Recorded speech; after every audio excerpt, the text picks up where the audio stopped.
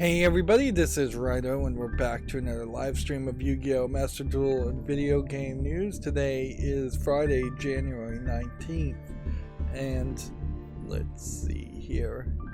This is basically about the point where people change the channel on my videos. So that's something that irritates me, and I imagine it irritates a lot of content creators in general, is that if you're averaging 30 seconds of watch time and you're assuming that people are jumping in at the beginning, they literally are just hearing a voice, my voice, and turning off.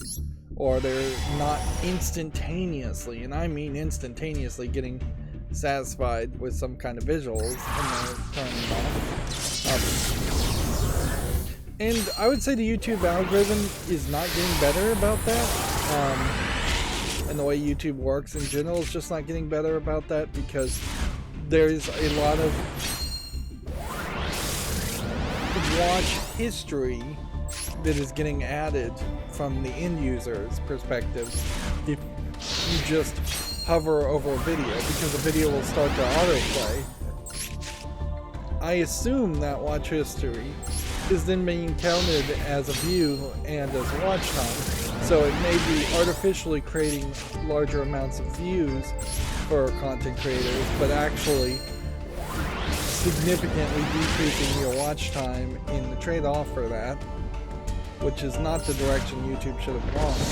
Although the good news is YouTube and Google are laying off a bunch of people, so we might have a very different company. Doesn't mean it's going to be a better company, doesn't mean it's even going to be a viable company, but it is probably the one thing that could actually affect some change at YouTube.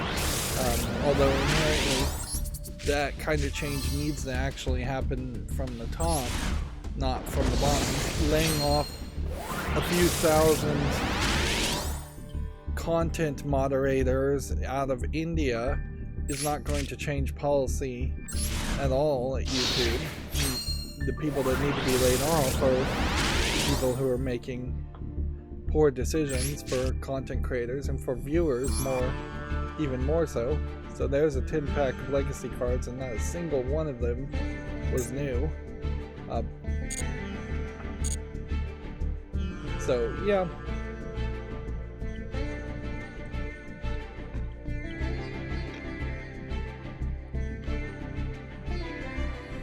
I suppose they do have to give me accurate information. I'd be more pissed off if they just said watch time averages less than a minute.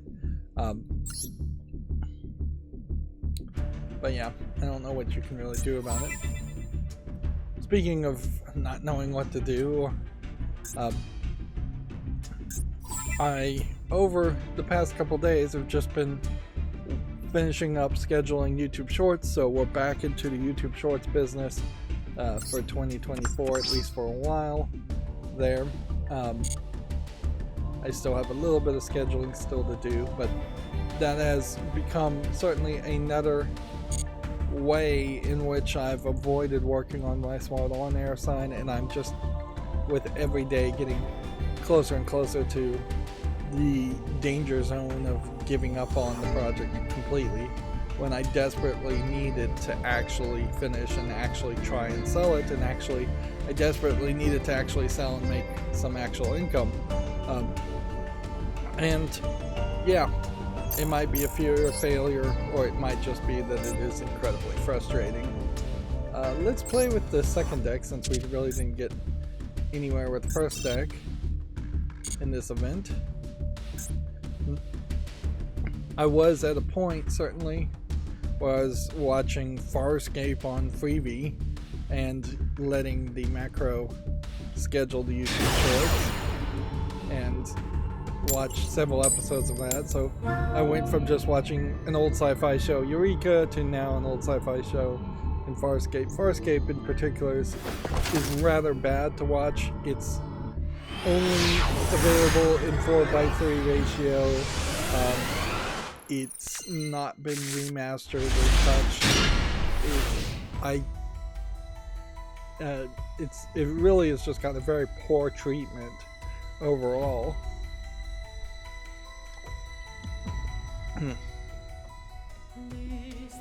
Which Farscape in particular, I think, is the one show you could reboot and remake fairly easily without having to run into major problems, because you could always just have a bunch of aliens and one human on the run, and that's the, for the most part, the entirety of the plot of Farscape. Is that it's just relationships and growing relationships. Although in fairness, the relationship between like the female humanoid bad girl and the human male and the rest of the aliens who are puppets or in costume or makeup at least, they became buddies really fast after that first episode, where it feels like it should have been it should have taken a little bit longer for them to fully trust her and include her in the group.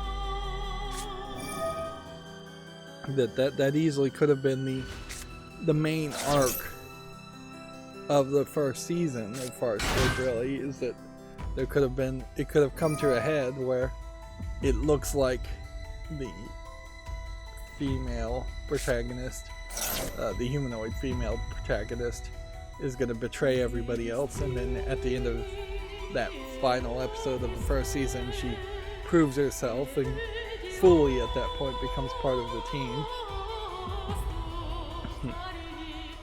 The beauty of Farscape amongst any of the other sci-fi shows, and it is perhaps scraping the bottom of the barrel to talk about sci-fi shows in any ways, that it really is a genre that has been very poorly. I turned up the background music because I recorded a solo. Let me turn that down. Sorry about that. I recorded a solo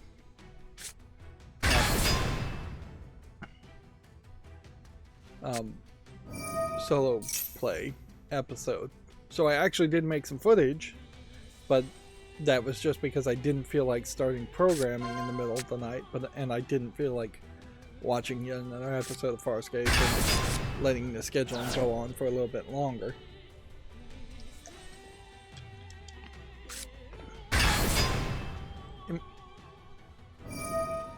It makes a little bit of a sense to wait a week and then schedule some more videos, but it also really won't change too much if I waited a week.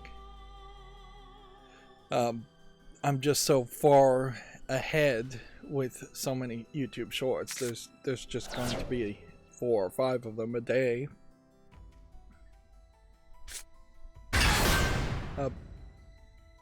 But yeah,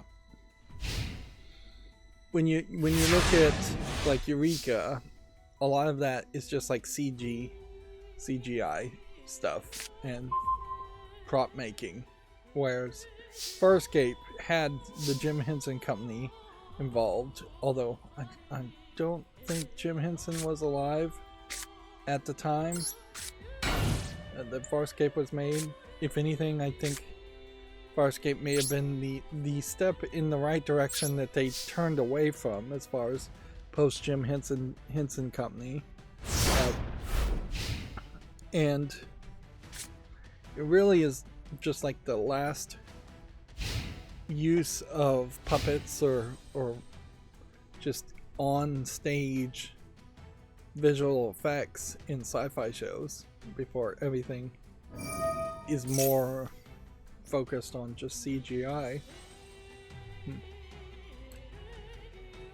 If you look at what's the name of the Star Trek show that Seth MacFarlane is ripping off, it's not real Star Trek, but it's basically Seth MacFarlane playing Star Trek and putting him in the role of captain, which is the worst part about the series.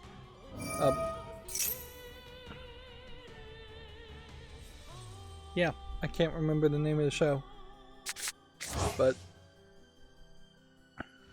in the show, I can't remember the name of, there's a character that's a glob of goo, I think named Yafat, and he definitely strikes me as somebody that really should have just been a human in makeup most of the time and could turn into goo much more like Odo.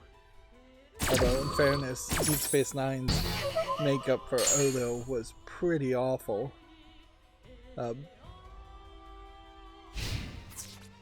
So yeah,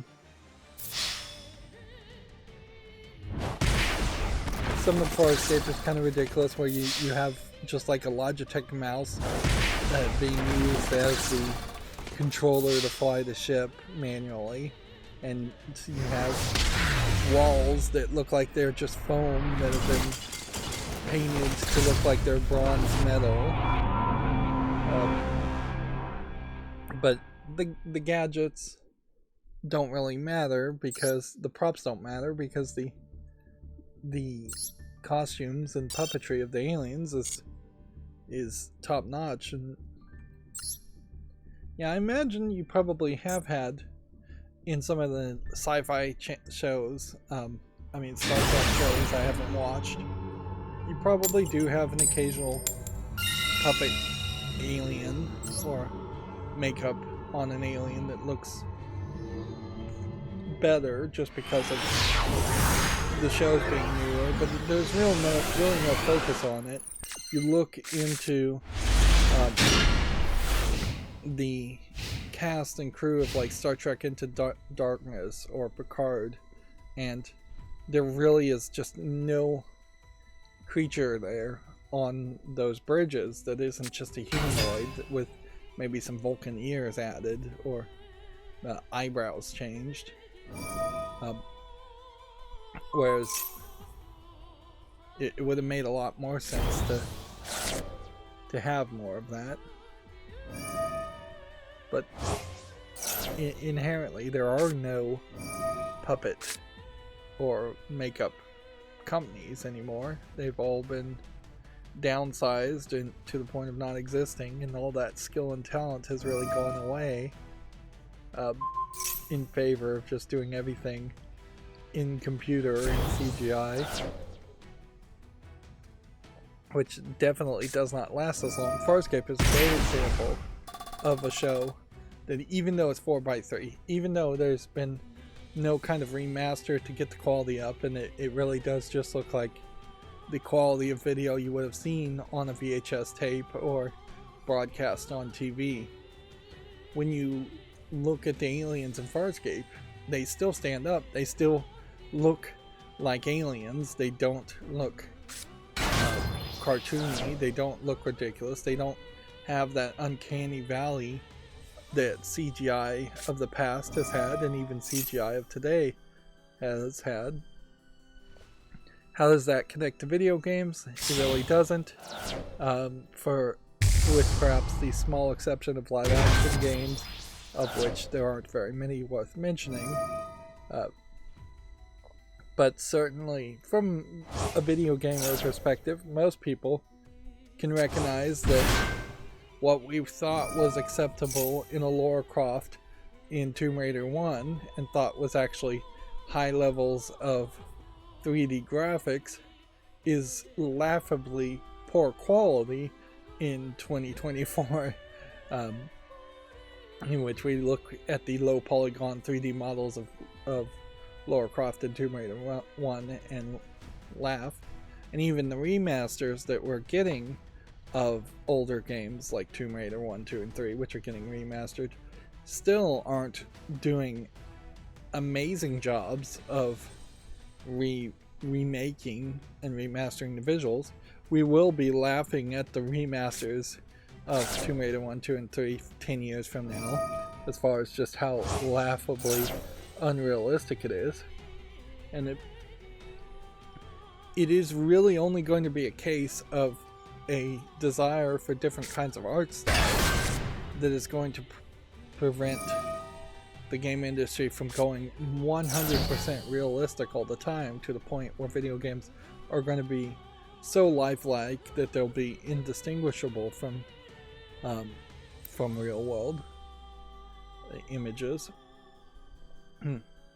But the good news on that aspect is that there is a fairly large amount of demand for different art styles.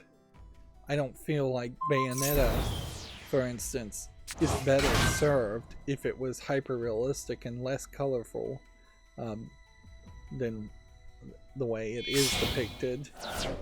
I don't feel like Super Mario games are better served if they became highly realistic, because if they became highly realistic, you would lose, in particular in Super Mario Bros. Games, the bright, colorful color palette. Like, all of a sudden, Mario's bright red hat would become some kind of fabric texture that is a darker, more natural red, crimson hat, and Mario's skin tone and body proportions and everything would have to all just adjust for that reality to the point it would become unrecognizable. Now, noticeably, I think you probably could pull it off a lot more with Zelda games. If you took the Zelda of Tears of the Kingdom and just continuously evolved that to be more realistic, that probably would be accepted, in part because the only thing that really defines Zelda Link in Zelda games is that he's wearing like a green tunic, has a sword and shield. All of those could be easily replicated. The color palette's not that big of a deal. They also broke the color palette in Breath of the Wild anyways, because it was typically more fantasy browns and oranges to begin with, and they went with more of a blue and electric white visuals in a lot of points in Breath of the Wild.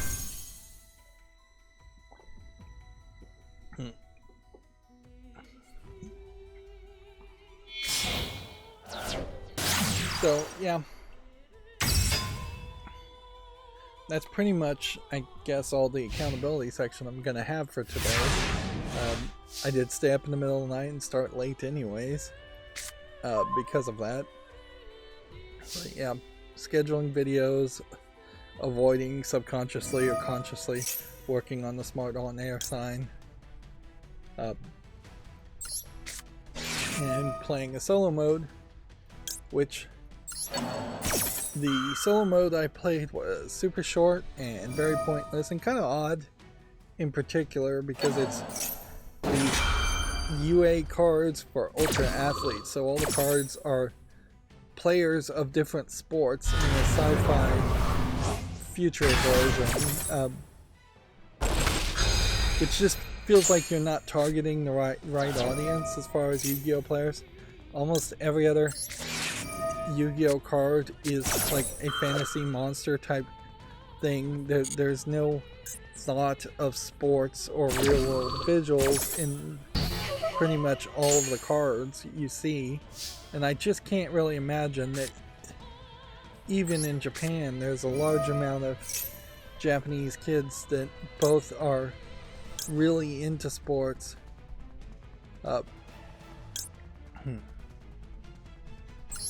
and playing Yu-Gi-Oh. Now, there probably is a little bit more overlap in Japan because kids in Japan are forced into doing clubs, and a lot of the clubs are sports based, and they have an annual sports festival, at least one. So yeah, almost every Japanese kid, I imagine, has played at least one or two sports. But they also oddly, weirdly Western sports: basketball, baseball, football. There is no judo, there is no sumo in the cards that I saw, but you would think there would be some mix of that. No karate or anything like that. But yeah, it felt very weird as a card expansion. Of course, it certainly is nowhere as near as like Magic the Gathering having My Little Pony cards for sale at a very high limited amount and high price. I did verify that with another small update, Yu-Gi-Oh! Is back to showing the solo cutscenes if you just stay at the click a button to start menu title screen on Yu-Gi-Oh! So they haven't intentionally gotten rid of that, which, yeah, they've already created it, they might as well use that content. Although I would like to see them 2 years in just say, you know what, we've done enough solo stuff, or severely slow it down so that they don't make that much more. I could see one new solo mode for an actual new expansion of the Yu-Gi-Oh! Card game. I still don't really have a YouTuber that plays Yu-Gi-Oh! That talks about updates or anything like that, so I assume there are expansions that are happening in the West of the Yu-Gi-Oh! Trading card game, and so being aware of the actual expansions that are happening in the real world card game would help me better understand these expansions that are getting added, if expansions are getting added to the digital game, and the solo modes that are being added to perhaps highlight it. It definitely feels like it would be better received by me, at least, if there was a solo mode that was added because there was an actual expansion. It was a big celebration. They encouraged or forced everybody to play that solo mode around the time the new card expansion happened, so everybody's aware of the light backstory that exists around that expansion, and then they rewarded the players heavily for playing the solo mode. But it just doesn't feel like that's what's really going on. It definitely feels way more like the solo modes are just being added because it's out of obligation and out of some false sense of obligation. So this themed chronicle event, I've really only had success by having network disconnects at the beginning.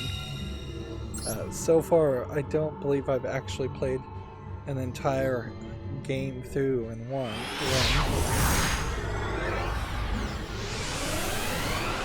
Which, in part, I have to take some of the blame for that, in that I'm just not willing to engage as much. I really should think about just doing Sudokus instead. It is certainly a thought that I should experiment with, and the problem here is I don't have enough viewers or subscribers to really just run a poll and get any feedback. I could get one, maybe two people who would say, yes, do it, don't do it, but it really would come down to, am I getting the 15 to 20 views from Sudoku versus playing Yu-Gi-Oh! And certainly if I did go into Sudoku, that would be just inherently admitting defeat with Yu-Gi-Oh! And abandoning it. Although, I would say I could probably take a decent break from Yu-Gi-Oh! And still come back later. Whereas Magic the Gathering in particular was very terrible about that, and if you took a break for even 2 or 3 months, you've pretty much ruined any chances of maintaining your rank or maintaining momentum. But yeah, if I fell down with my Zodiac Tri-Brigade deck all the way to the lowest rank,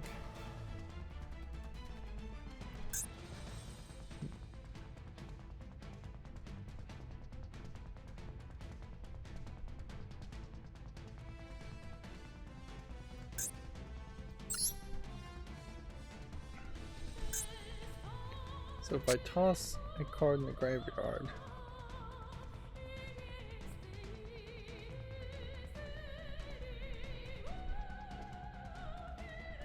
so can I do anything from this? 2 zombie monsters, 2 zombie monsters, 2 monsters.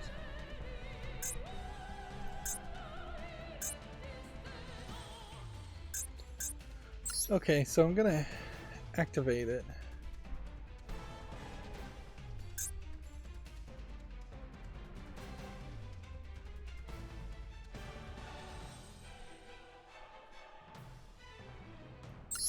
Guess we activate this. Then we change the level.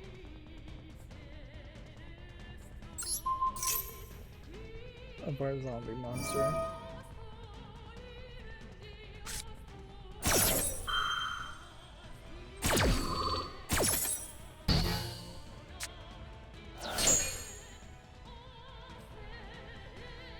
That did absolutely nothing for me. See, this is kind of the same problem I was having with the solo modes, and it's particularly frustrating because you're playing against AI in the solo modes, where you'll have people with very similar, if not the exact same decks, and yet your opponent can just totally wreck you.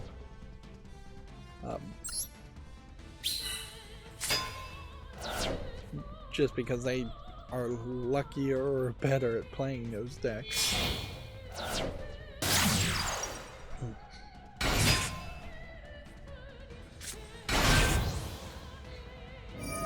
If I did experiment with the Sudokus though, it also is very possible that, at least at the beginning, I'd be very interested in solving the Sudoku puzzles and not talk about video game news as fast. The real solution is to have some kind of warm-up exercise that happens off air and then immediately jump into video game news. But I don't know what that warm-up exercise really should be for me, or what would work there.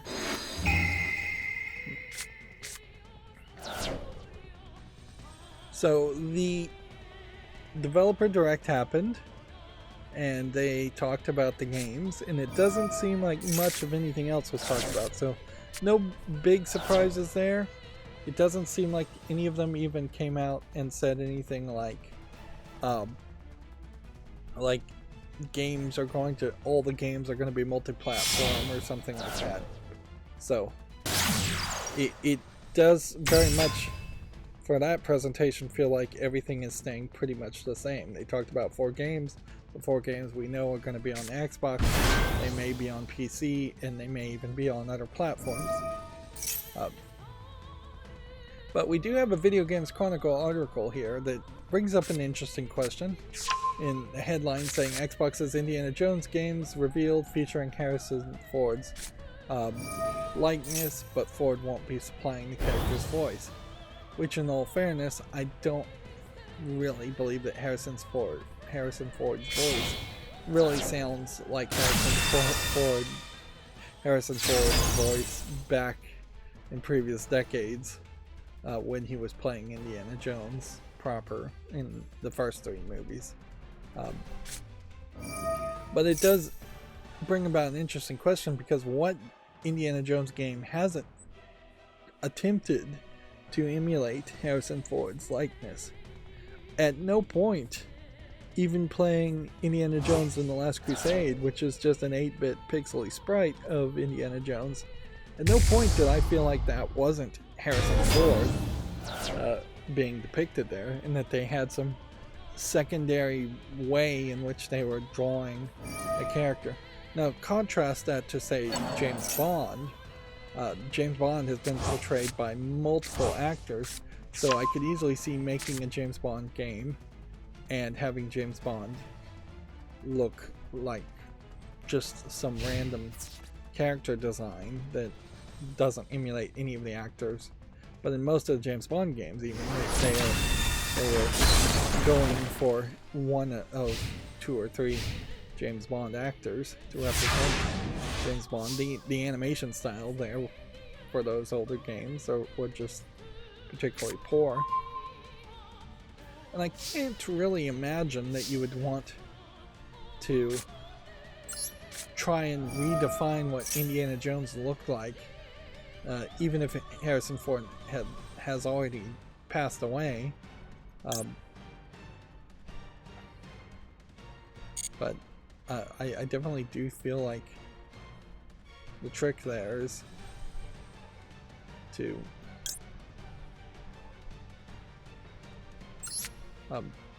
continue to make Indiana Jones look and feel like Harrison Ford. Now, as far as the voice, I'm not sure that Harrison Ford did the voice in Fate of Atlantis. I think he did, but certainly enough things have changed where Steven Spielberg and George Lucas aren't just making handshake deals to get Harrison Ford to be a voice actor, and I imagine Harrison Ford would want a decent amount of money to voice act himself in a video game if he wants to engage with that at all, which he may very well not want to engage with that at all. I think for the most part Harrison Ford has long since wanted to retire and is just being brought back by popular demand or contractual obligations. Noticeably, he has managed to be killed off. His characters have managed to be killed off both in Star Trek, Star Wars, and I assume he dies at the end of Dial of Destiny. If he doesn't die, he's certainly old enough to wrap up that story.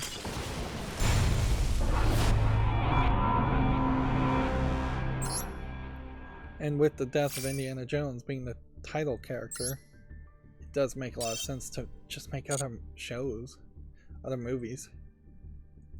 That people really failed to rip off Indiana Jones and have other kinds of adventurers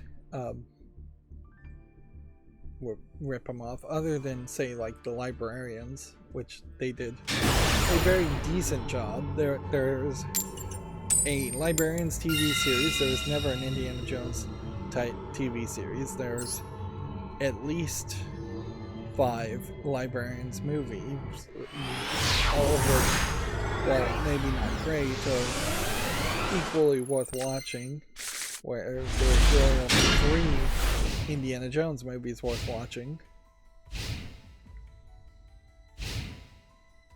It's to broaden the thought. Is there another character that has been brought to video games whose likeness is being emulated? I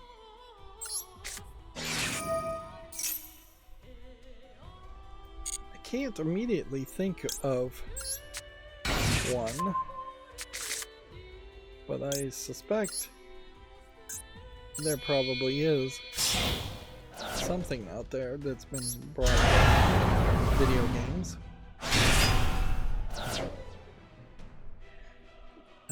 James Bond obviously has been brought to video games in several games, but all the Marvel and DC video games are really more based off the likenesses and appearances of the comic book characters, and they've really gone out of their way to make sure that the characters don't really look too much like the actors. I wouldn't say that the Harley Quinn in Suicide Squad is Margot Robbie, which also it seems like Margot Robbie playing Harley Quinn is done at this point, with James Gunn now being in charge of DC and just trying to go in a different direction. We'll see if any of that succeeds. But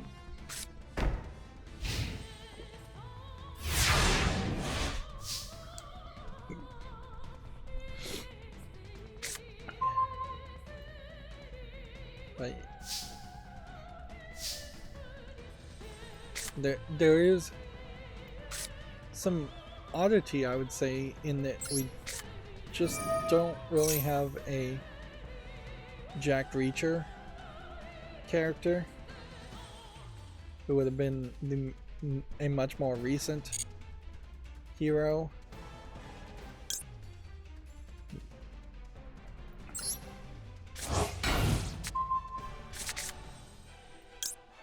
it definitely feels like that would have been a step to go, is to have some Jack Reacher characters.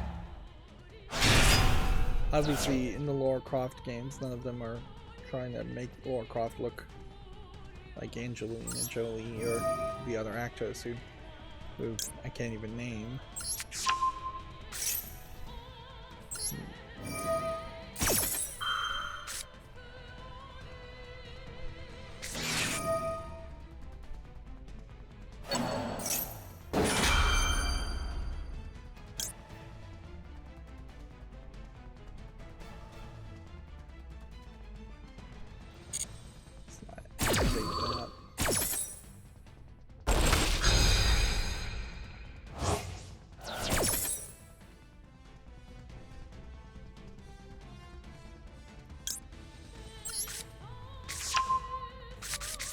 I guess inherently, to wrap up this thought, I don't see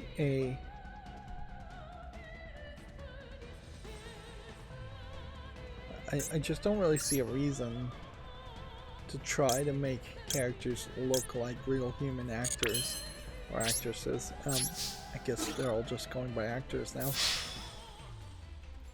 Because particularly after Harrison Ford, he's pretty much the last iconic, one of the last iconic actors anyways. None of the newer, younger actors have that feel.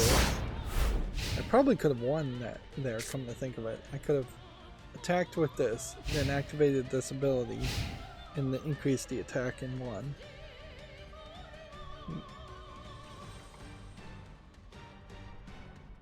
The real hope here, though, is that it doesn't become a situation where the voice doesn't match the face, and it's just extremely off-putting. As for the Indiana Jones and the Great Circle, it seems like so far it sounds good, and the visuals here look good enough. You are back in the past where Indiana Jones is young, you're fighting against Nazis, you're not fighting against Russians, or even later in the timeline, which, moving the timeline forward, didn't make a lot of sense for the movies. I doubt you're going to see Mutt or any super important secondary character. It would be a mistake, in my opinion, particularly in the video games, to try and introduce a new character to replace Indiana Jones for the video games, because the video games are certainly the one form in which this series can continue. Wow, I didn't know Ash Blossom was a zombie. That is a level of craziness.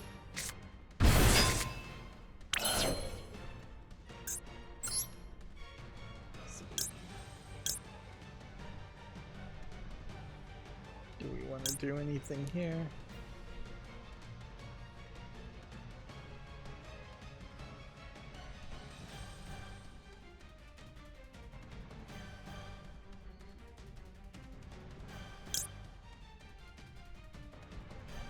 No, the only real options would be to summon this.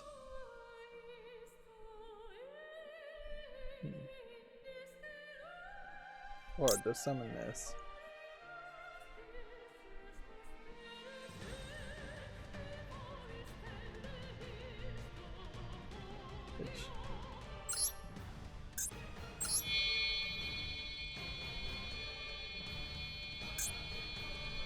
We'll see if this works, I guess.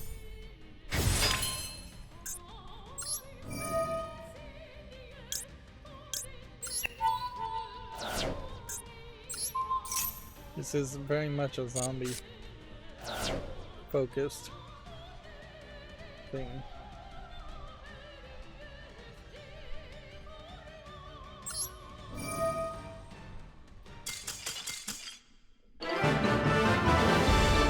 So So if you can get a handle on the zombie thing, the zombie style of gameplay, you can win with that. But I think you have to get kind of lucky too. Slowly making progress now, finally.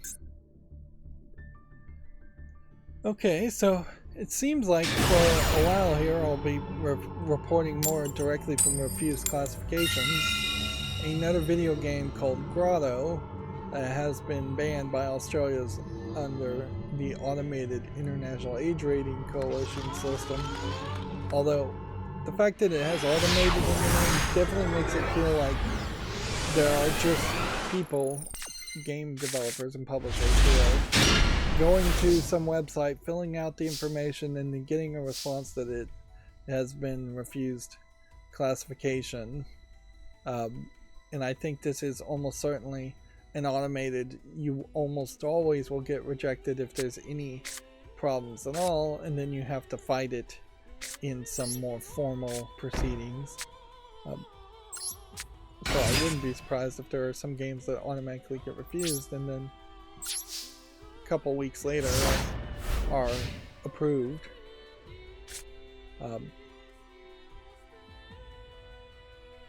But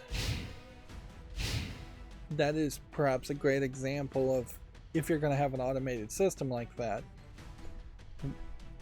have a process that just says more review needed instead of refused classification.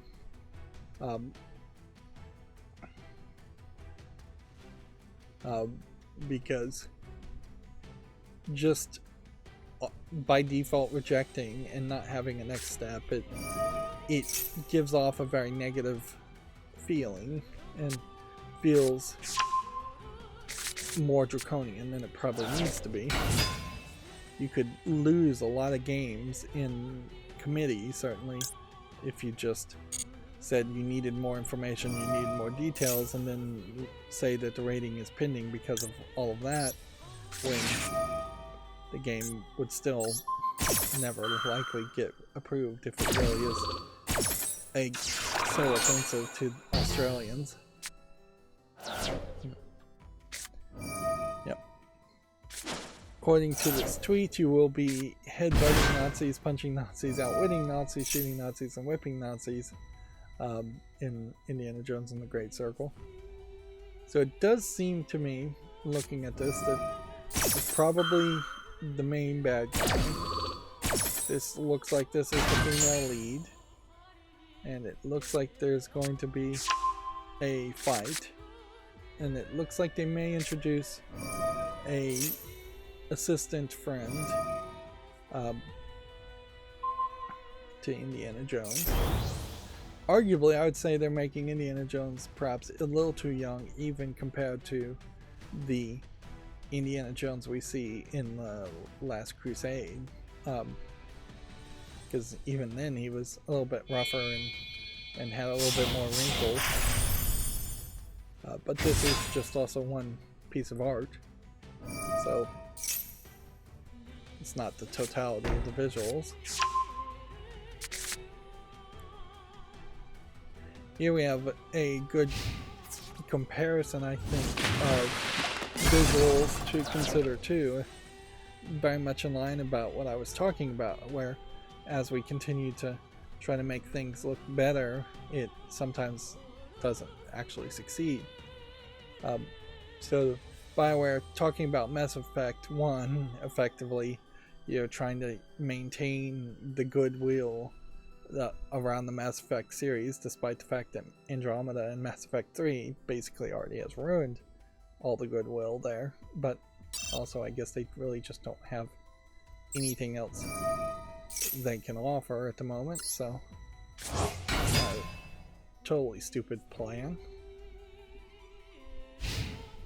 But here you have a direct comparison between the original and, I assume, the Legendary Edition remaster, and I would argue that the original looks a little bit better in the lighting department overall, and it definitely feels like you can tweak things, but that just makes slight changes.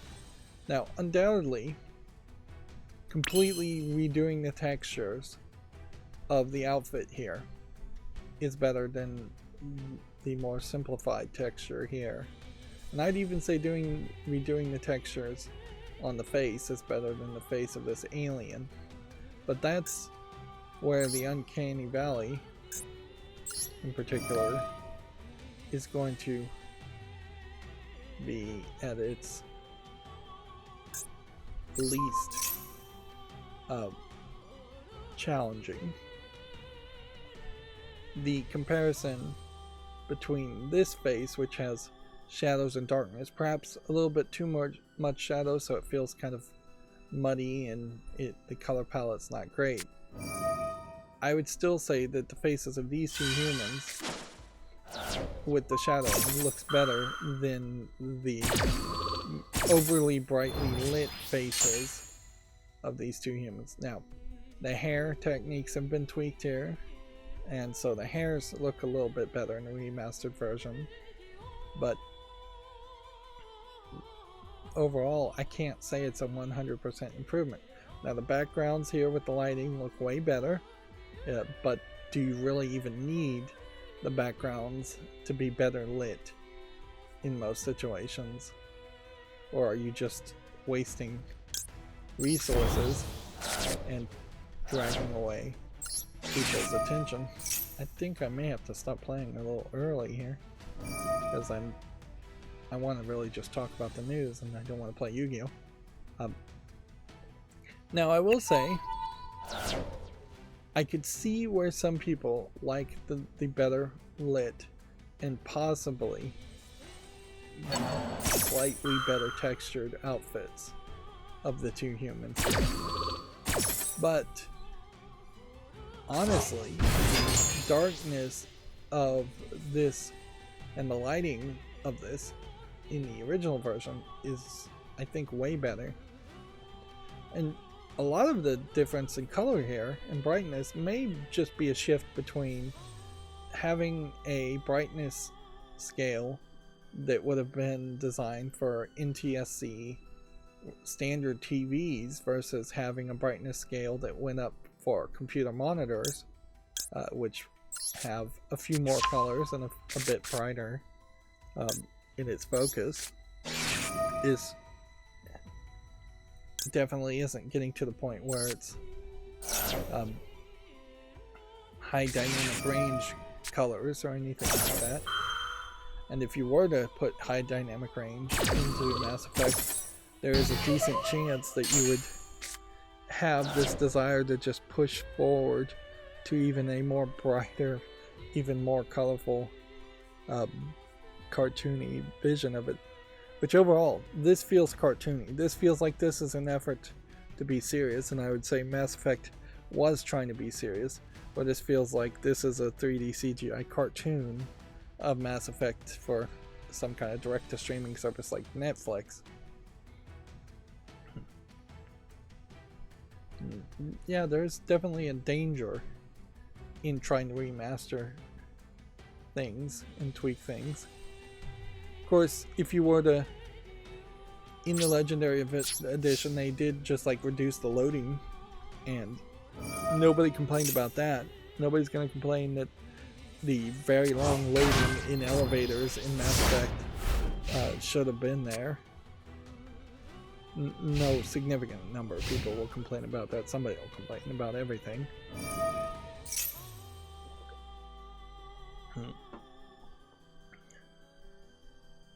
But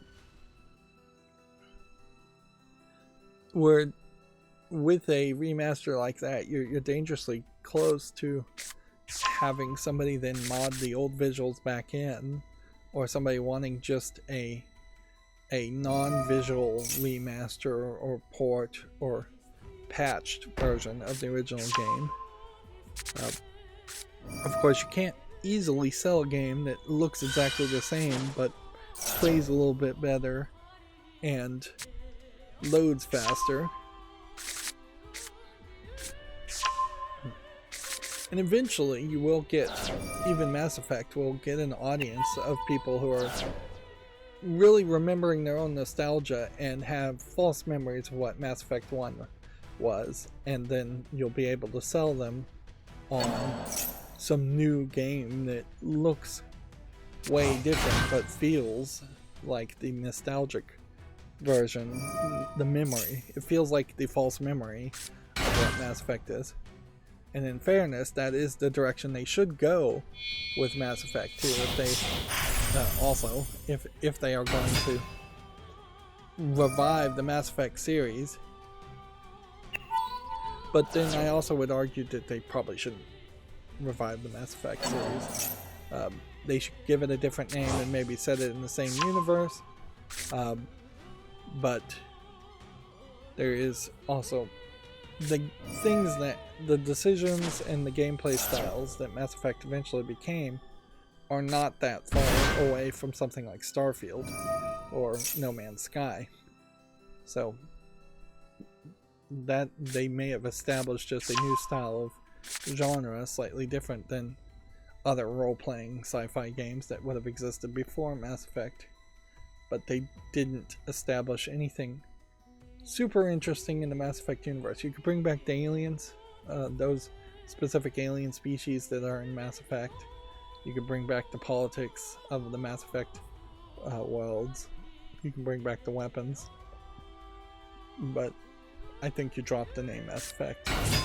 And you probably should make something a little bit shorter, a little bit simpler, and instead of trying to make giant games that go on for too long, just scale down the ambition quite a bit. And if you get rid of the Mass Effect names, that helps quite a bit in that direction.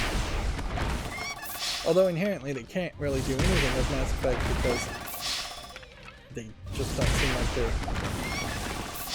they've maintained a good enough level of skill to make games in general after Mass Effect Andromeda. We are in a different position, I think, now too, where people just aren't willing to overlook bugginess as much. So we're at 3,300 medals. We want to get to 5,500. This ends on the 28th, so this one goes for a while at least. Meanwhile, as far as missions go, we're making progress on that, and we've done everything except for these two.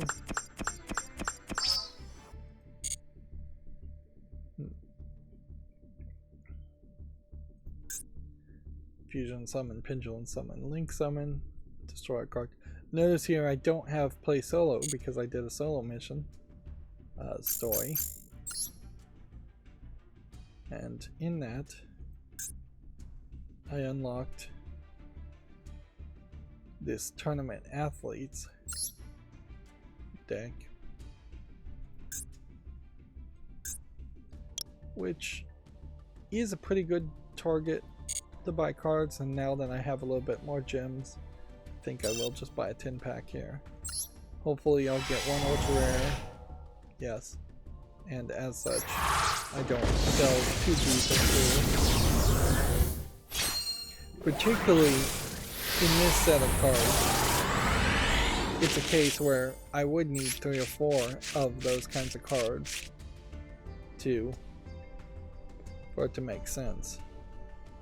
You're not just going to play one FA test run and nothing else in a deck. You're going to have UA Stadium and cards of that same genre.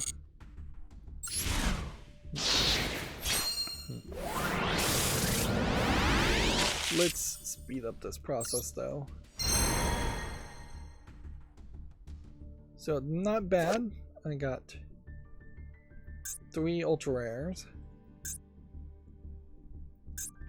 but I am very much just buying these cards to fill in gaps of cards I don't have before. I would still really like there to be more information as far as just when did these cards get made and released. That is totally missing.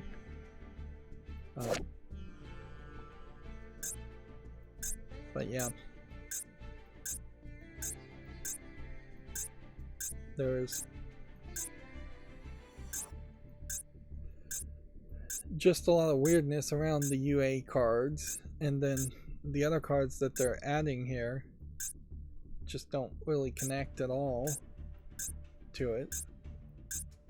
And that is the problem with a lot of these solo stories and these expansions in general, is that there's only about 10 cards that stick to the theme, and then you have decks that are playing things that don't make any sense at all, like Sacred Phoenix, or Water Dragon, or Superconductor Tyranno. Like, you would think all of these cards would be in that UA theme.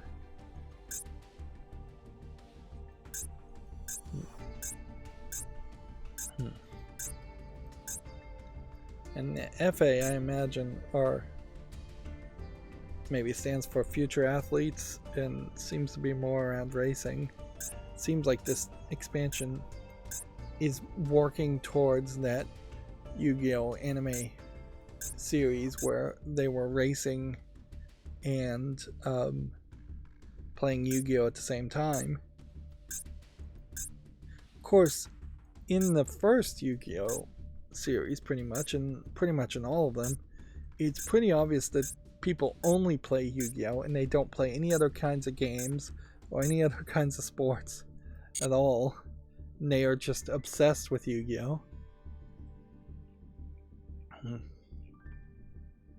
But yeah, this expansion very much comes off like it's a go outside and touch grass argument being made from Yu-Gi-Oh! Which the last thing they want you to do is go outside and touch grass.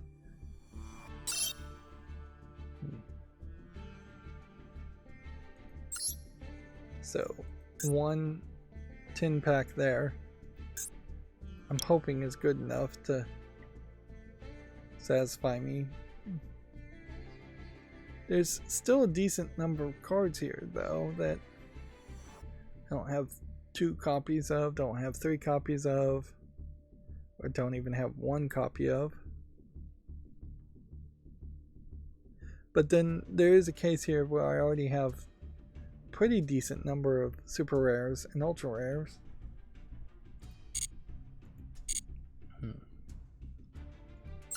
Where these other expansions, there's a decent chance I already have a lot of them. See, I would say there's a better argument to open this pack up, 10 packs of this, and go for the super rares and ultra rares, because I could use crafting points just to get the normals instead. And getting all these cards really just doesn't mean anything. I'd say this is a bad candidate because we already have a decent number of super rares and ultra rares. Alright. Of course, I open a 10 pack here. It's just gonna find new cards and then open up more secret packs. And it's just gonna keep going down that direction. Whoops, I didn't mean to right click there.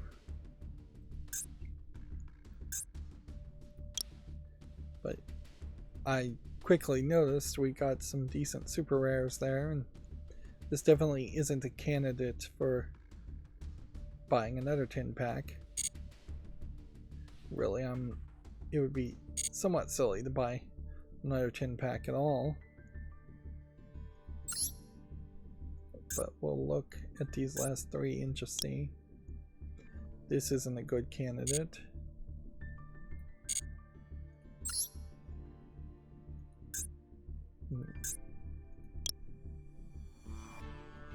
This isn't a good candidate either. There's real weirdness here that there's never really a time where it feels like you should dump a ton of gems to buy cards. There is instead just kind of a constant desire. This might be a good candidate just because there's such a high number of super rares and ultra rares, but then also most of these are fusion cards that you almost certainly would never play. So there's a limitation in that also. But yeah, you would think for a collectible card game that they would come out with a new normal pack and they would make it very much the case that you absolutely felt the need to buy cards from the new normal pack. And yeah, it just doesn't feel like that's the case. And I'd assume that these normal cards are probably the newest cards being added, or these normal cards are the newest cards being added.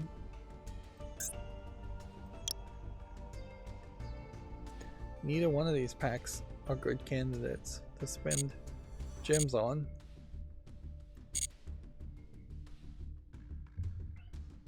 So yeah, you just don't really have that sense of urgency that you would think you would have. We have 18 more days of ranked, the gold pass to play, and yeah, I'm at gold 1, so unless I got really lucky or played a lot of extra Yu-Gi-Oh, which I shouldn't waste my time doing, I'm not gonna get the diamond. I'll get the platinum. Alright, let's talk about the news then, because I think I'm done with Yu-Gi-Oh for today. Here we have a GameDeveloper.com article talking about War Hospital's card system and what developers can learn by tackling morality, or what they can learn from morality systems from War Hospital's card system. This is effectively an opinion piece that is secretly an advertisement for War Hospital, which would be great and all except for the fact, let's see if I click on this, if it'll take me to Steam, that people are not particularly happy with War Hospital, which makes your opinion piece advertisement fairly irrelevant. The last time I looked at this, the problem with War Hospital is it's just not got a good gameplay system. You're effectively, it's a very shallow thing. The gameplay loop becomes very boring, and there's perhaps some level to that would be very difficult to fix. Inherently, the game looks like it is very much a resource management game.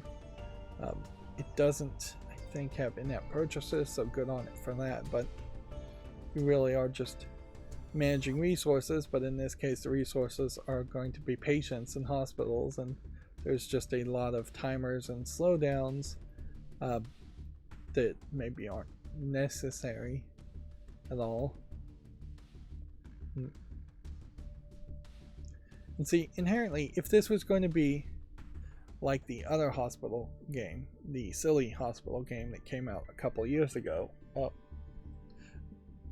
then management games would make more sense in that silly theme.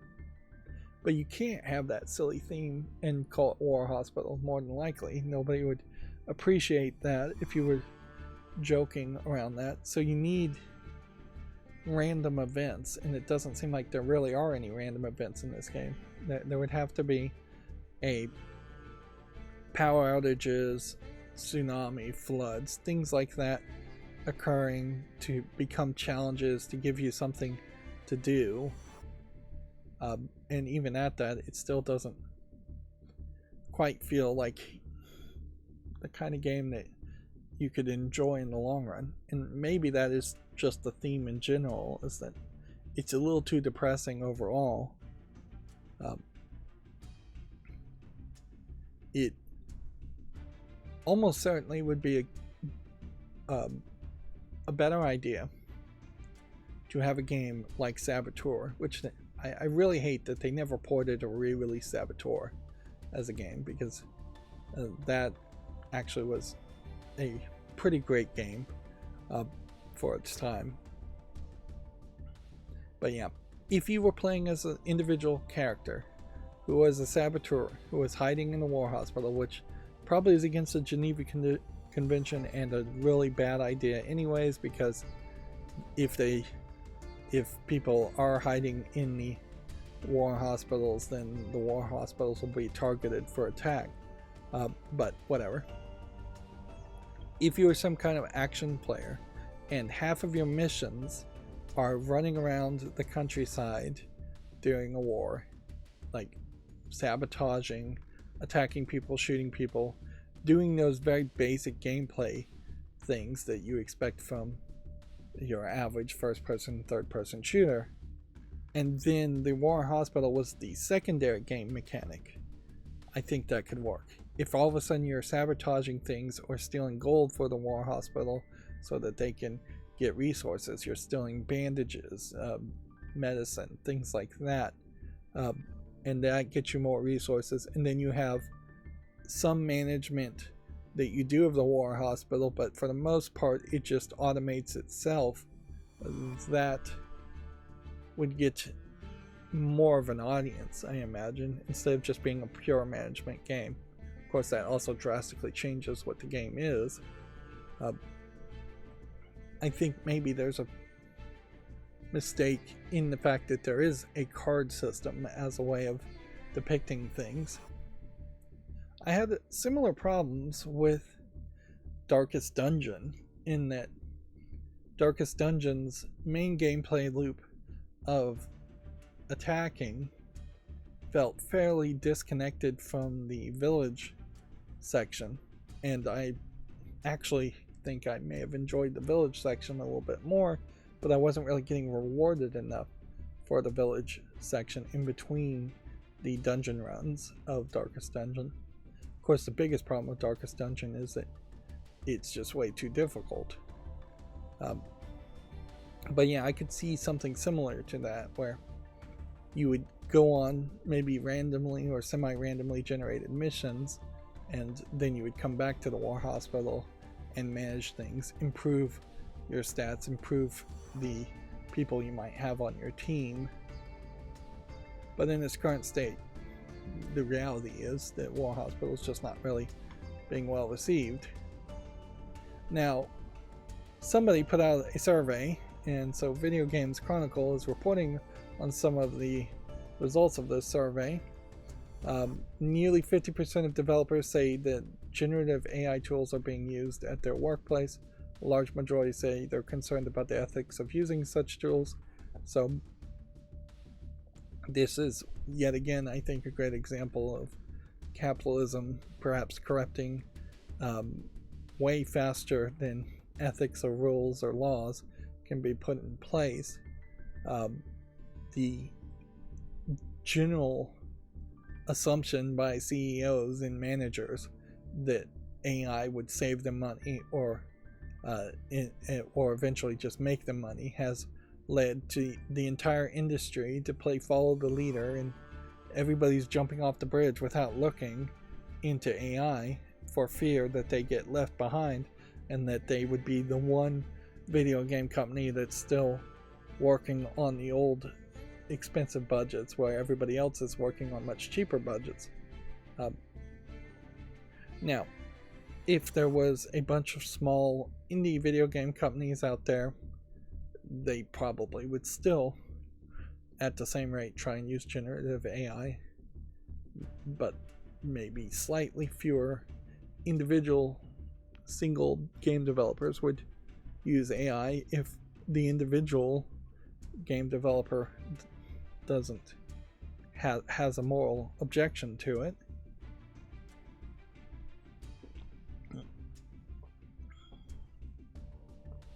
It is very possible, and let me just throw out a potential scenario in the future that the ideas of using things like generative AI will be considered bad, if not illegal, and the only way you could curb something like that is to try to regulate it and penalize people who break the regulation, or reward people in some way for not breaking the regulation.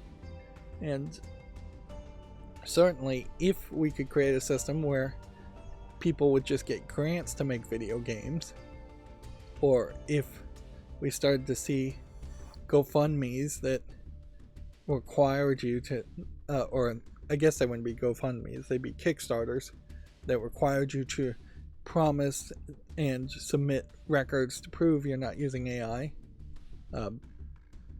we could curb it that way. But the reality, the real situation that almost certainly will happen is very quickly there's going to be one major lawsuit that happens where somebody releases a video game using AI, and then somebody sues that video game company for copyright infringement, and it ruins the video game company and just sends them directly into bankruptcy because of that. And we have had that similar situation happen, not because of use of AI, but because of use of an engine that's what it was argued was not paid for, in the case of the game Too Human, which every single copy of the game Too Human was ordered to be destroyed, which means if you do have a copy of Too Human on your shelf, it is a finite resource more than most. They can never remake or remaster Too Human. They probably couldn't even make a game called Too Human because there was so much controversy around the lawsuit there anyways, which is a shame because I think the story and narrative of Too Human was very interesting, and they could certainly try that again. It had basically like a Warhammer 40k feel, but with Nordic gods. And it definitely has been at least a decade since Too Human has gone away. So it is kind of surprising that there isn't a Warhammer 40k style ripoff of Too Human. But yeah. Capitalism in general is 100% focused on making money, so if anything looks like it will make money, they will do it as soon as possible. They will not think about the ethics of it at all, and nothing can really slow it down. This is perhaps an argument that laws should be passed very quickly to say, hey, there just needs to be a moratorium on using AI generated content, or there should just be laws on the book that says you can't do certain things unless pre-approved by certain organizations. In this case, it would be the Library of Congress, and the Library of Congress probably does legally have the authority to put out a ruling to say you cannot use AI generated art in your content at some level. They have already said AI generated art can't be copyrighted, so that they have said if these video games come out and they have AI generated art in them, they already are potentially losing copyright, which apparently 50% of developers are not concerned about that, which seems crazy. Clearly the intention here is for the 50% of developers to secretly use AI, when it's so far been pretty easy to identify AI generated art when it's being used. So they're hoping to get away with something that they almost certainly won't get away with. Also, a third of developers saw layoffs at their workplace last year, and 56% of them worry it'll happen this year. Which, yeah, there definitely doesn't seem like there's any reason why the layoffs would slow down at this point. There's a small reason. Once you get out of fiscal first quarter, there might be a small reason why you'd see slowdowns, but clearly layoffs are the name of the game for 2023 and early 2024, and the industry in itself is just bloated. And then you're seeing layoffs outside of the game industry too. You're just seeing it all over the place.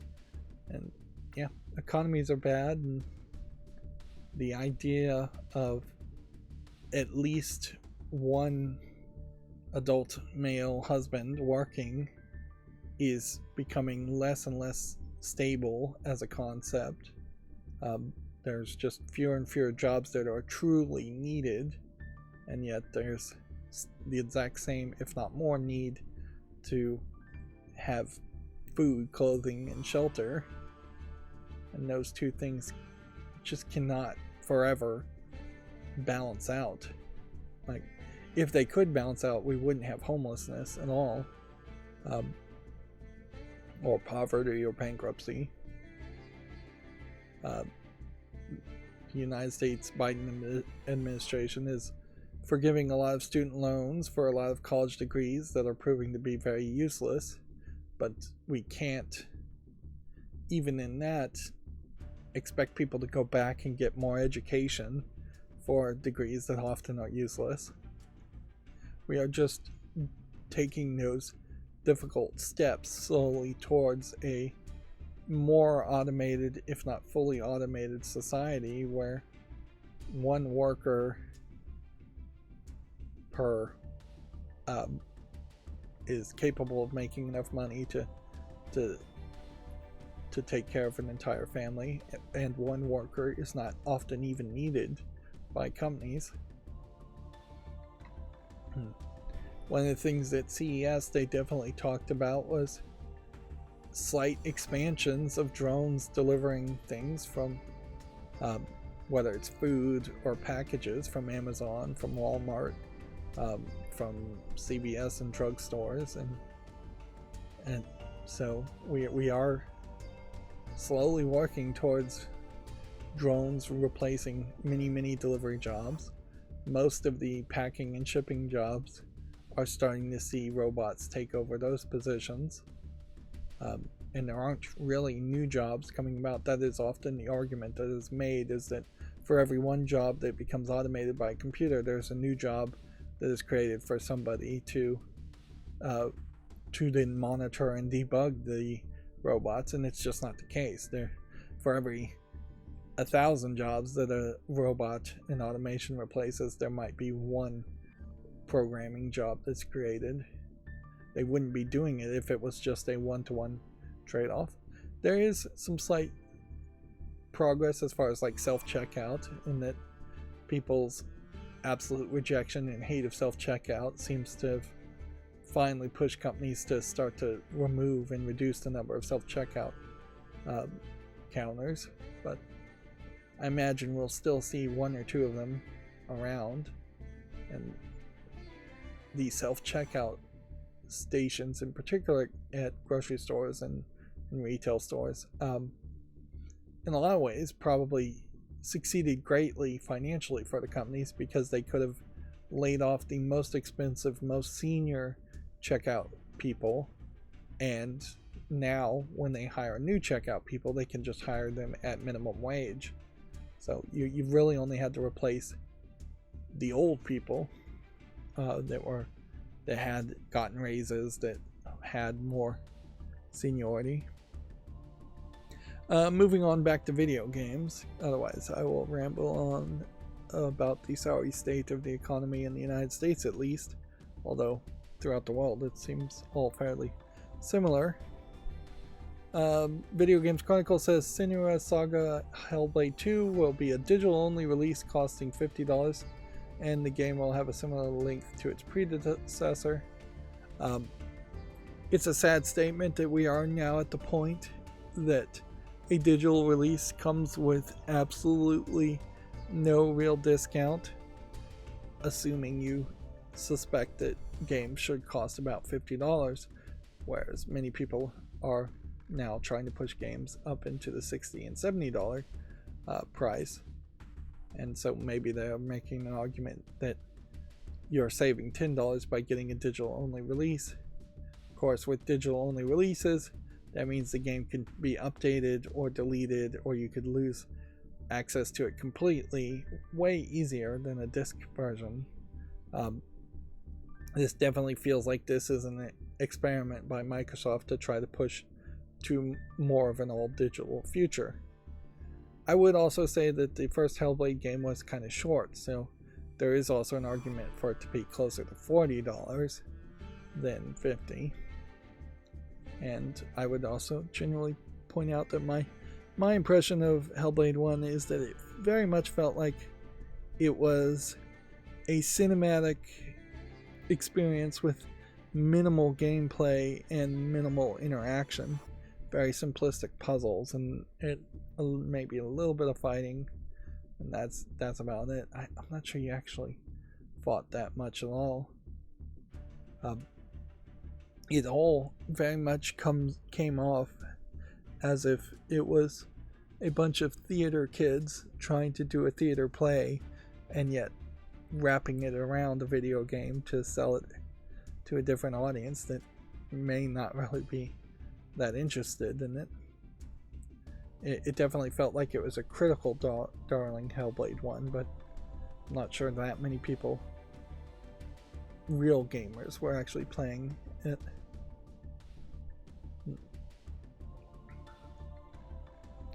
But yeah, I imagine this is also a admittance that they know you're not going to see like 3 million units selling of Hellblade 2 in the first 6 months. They probably will never tell us numbers for the game, but they almost certainly know that this is a niche product, and it will just be a niche product. It is an interesting example, though, of a game really trying to push the graphics to being hyper realistic and sacrificing everything else about a game in that favor. And it's an interesting example of how I just don't think that's going to work anymore.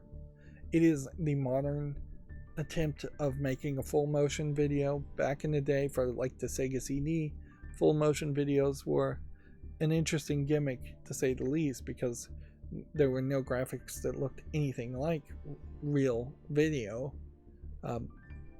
Hellblade is still rotoscope / animated with face capture, but it is definitely going with a color palette and an art style to make it look as realistic as possible. But that gimmick just does not sell games anymore, because you're approaching the uncanny valley more and more with every attempt you do to make something look realistic. I honestly doubt that there will ever be a point where we can make graphics that are so good that the uncanny valley stops being a thing. I think we'll always, regardless of the best level of graphics, we'll always be able to tell, and we'll always feel like it should be a little bit better. If it does get to a point where it's so good that you can't tell, or that people just say, well, that's good enough, so stop making it any better, we're probably at that point hitting a level at which deepfakes just can't be determined from reality by people, and we're going to have to institute extra programs that will scan video to determine whether this is a real video versus it being a deepfake. GameDeveloper.com has an article here that there's an update that Dead by Daylight developer Behavior has confirmed layoffs. So increasingly we have more layoffs due to changing market conditions as their excuse this time. The problem with all of these layoff announcements is that you really only need to read the headlines. Cuts apparently impacted less than 3% of the workforce.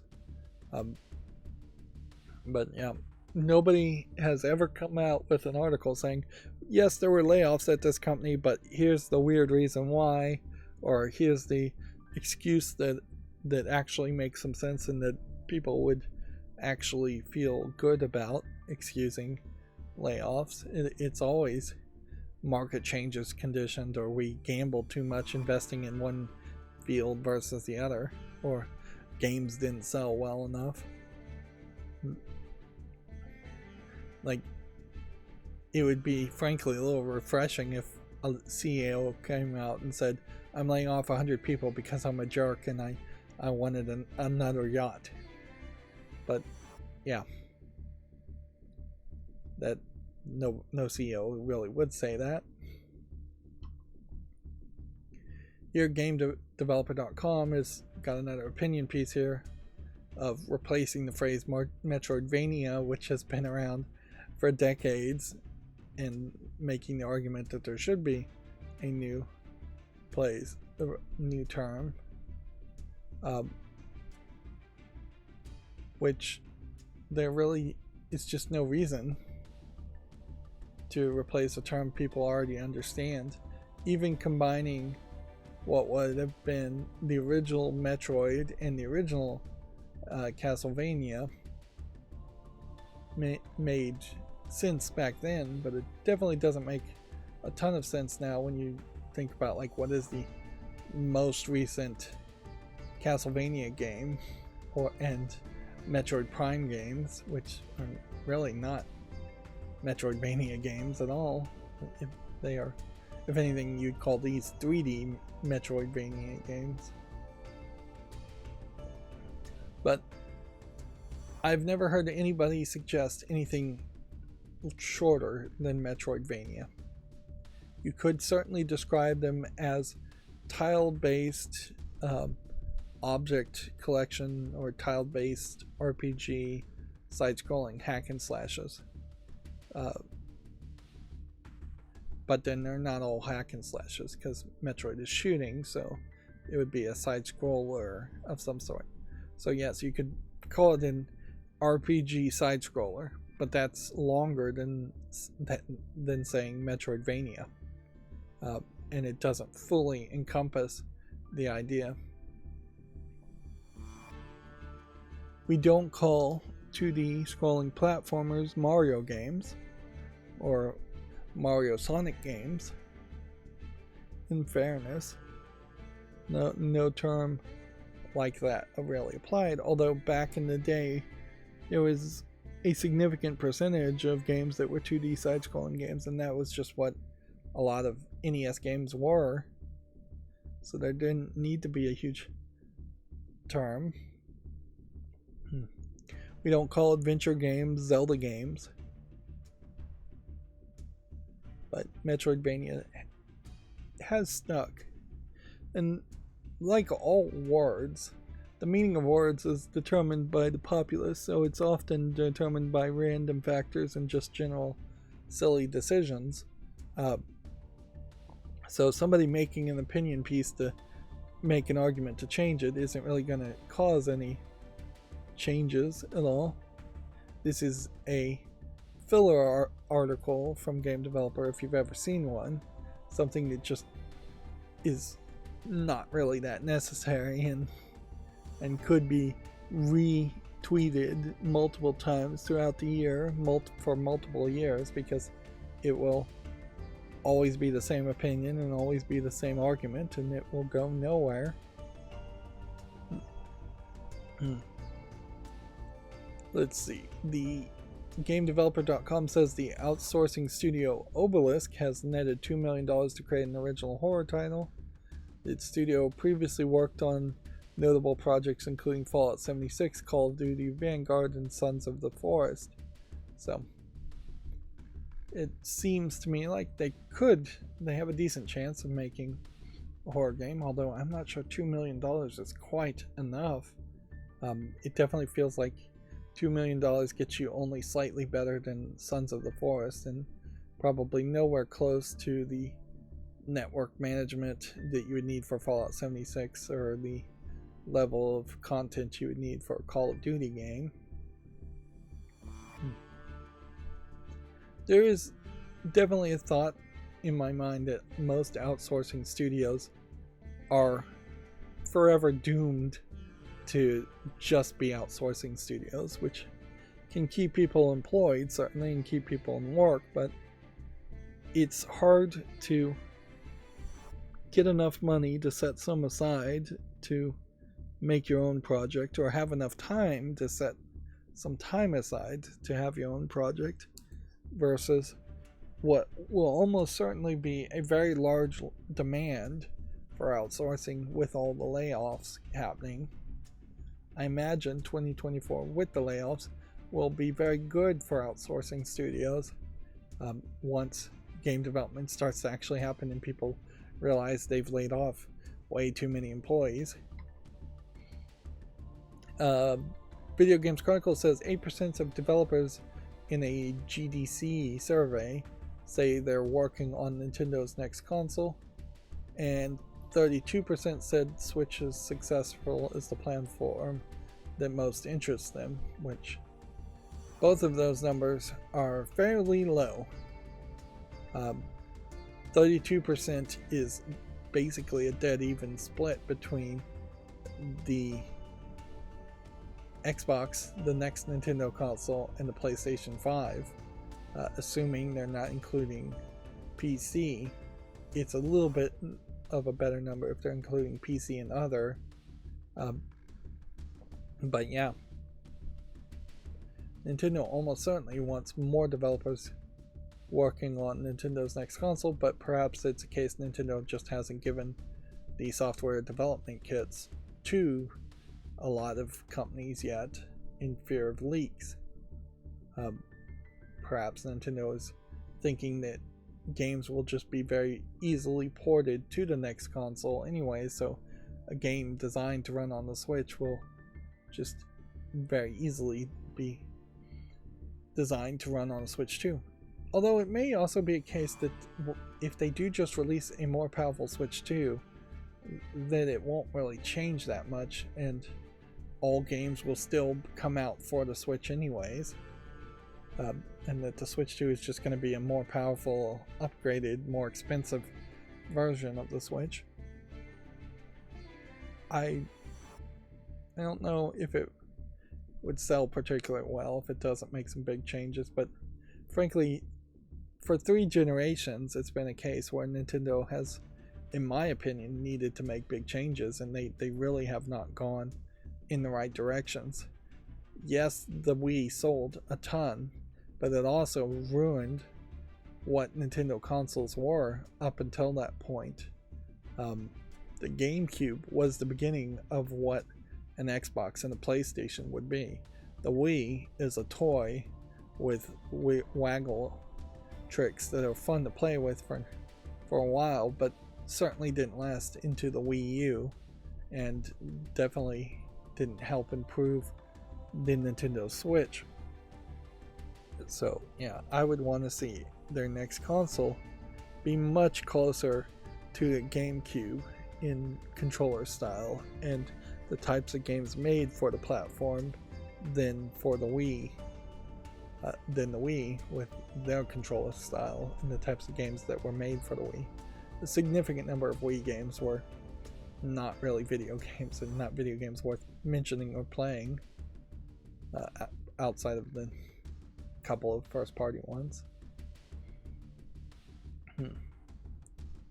So here is some charts which will give us more information if we scroll down.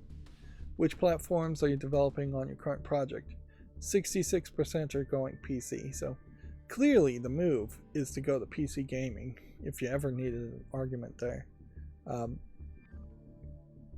But yeah, we just really aren't having that situation where games are being developed for PC and then publishers are saying we're going to make it a PlayStation 5 or an Xbox exclusive. I don't think either Xbox or Sony are really paying for that kind of exclusivity, so there isn't a PC version. If you need a console, PS5 obviously is the right choice, but the amount of development is fairly equal between the Xbox and the PlayStation. There is less interest in Android, but not really that much less.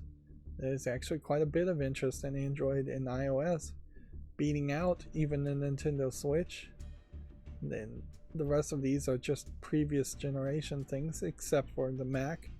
No real desire for Mac, no real desire for VR headsets, no real desire to play directly on the web browser. Then Nintendo Switch successor is even lower than web browser. Although Linux is actually catching up for the Nintendo Switch survivor. But you just really wouldn't ever make a game for Linux and call it Linux, because you just call it PC at that point. And you'd almost always make a game to run on Windows first, and then make a port for Linux, or see if the Proton compatibility layer can work with your Linux Steam OS. Cloud services, very low. Augmented reality, very, very low. Tabletop games in the real world, and Netflix, and let's see, what UGC platforms like Roblox and Minecraft. Playdate very low, and other at 4%. So there is a fairly large drop off once you get to the Nintendo Switch. Even it's about 5 points drop off there. And then this says 16%, but this also says 16%, so I guess the bars are above. Yeah, that's weird the way they made this chart. The text should be at the top and the bar should be below, obviously. But yeah, you have a 6-point drop from Mac to VR headsets, and then it's just a large amount. Although clearly the major winner here is PC. Yeah, Steam Deck perhaps is not the best way. Getting a Steam Deck OLED version is perhaps not the best way to exclusively play games on the PC. You probably should have a gaming computer first and foremost, of some level of quality. A decent medium tier gaming computer, I would say, first and foremost, before thinking about Steam Deck. But I do think, particularly for kids, you might get away with just getting a Steam Deck. Even a fairly cheap refurbished LCD version of the Steam Deck may open a huge level of new games to younger kids, particularly if you have a large Steam library anyways. Let's see, GTA Online's Rockstar editor is losing its last gen support. Since GTA Online's PlayStation 4 and Xbox One versions is turning 10, Rockstar is eliminating the in-game editor for the systems. So the games are not getting better with time by any means. Hogwarts Legacy is the first non-Call of Duty or Rockstar game to top US sales in 15 years, while the PS5 led hardware sales last year.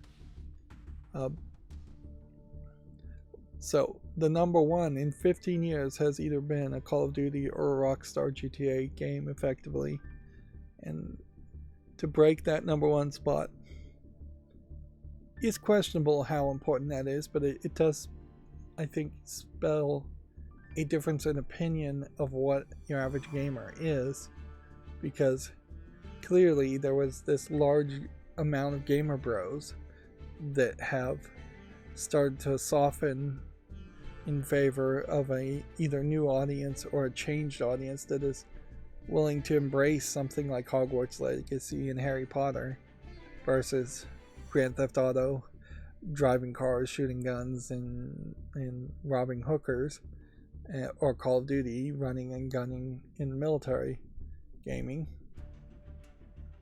It also very possibly is more of a statement around the just degrading quality of Call of Duty and Rockstar games in general, and just the fact that Rockstar games in particular are not super popular. Although I'm making an assumption here that as I scroll down is actually wrong, because it was actually Rock Band that was the last non-Call of Duty Rockstar game to achieve success before this, in 2008. So Hogwarts Legacy definitely in that same vein.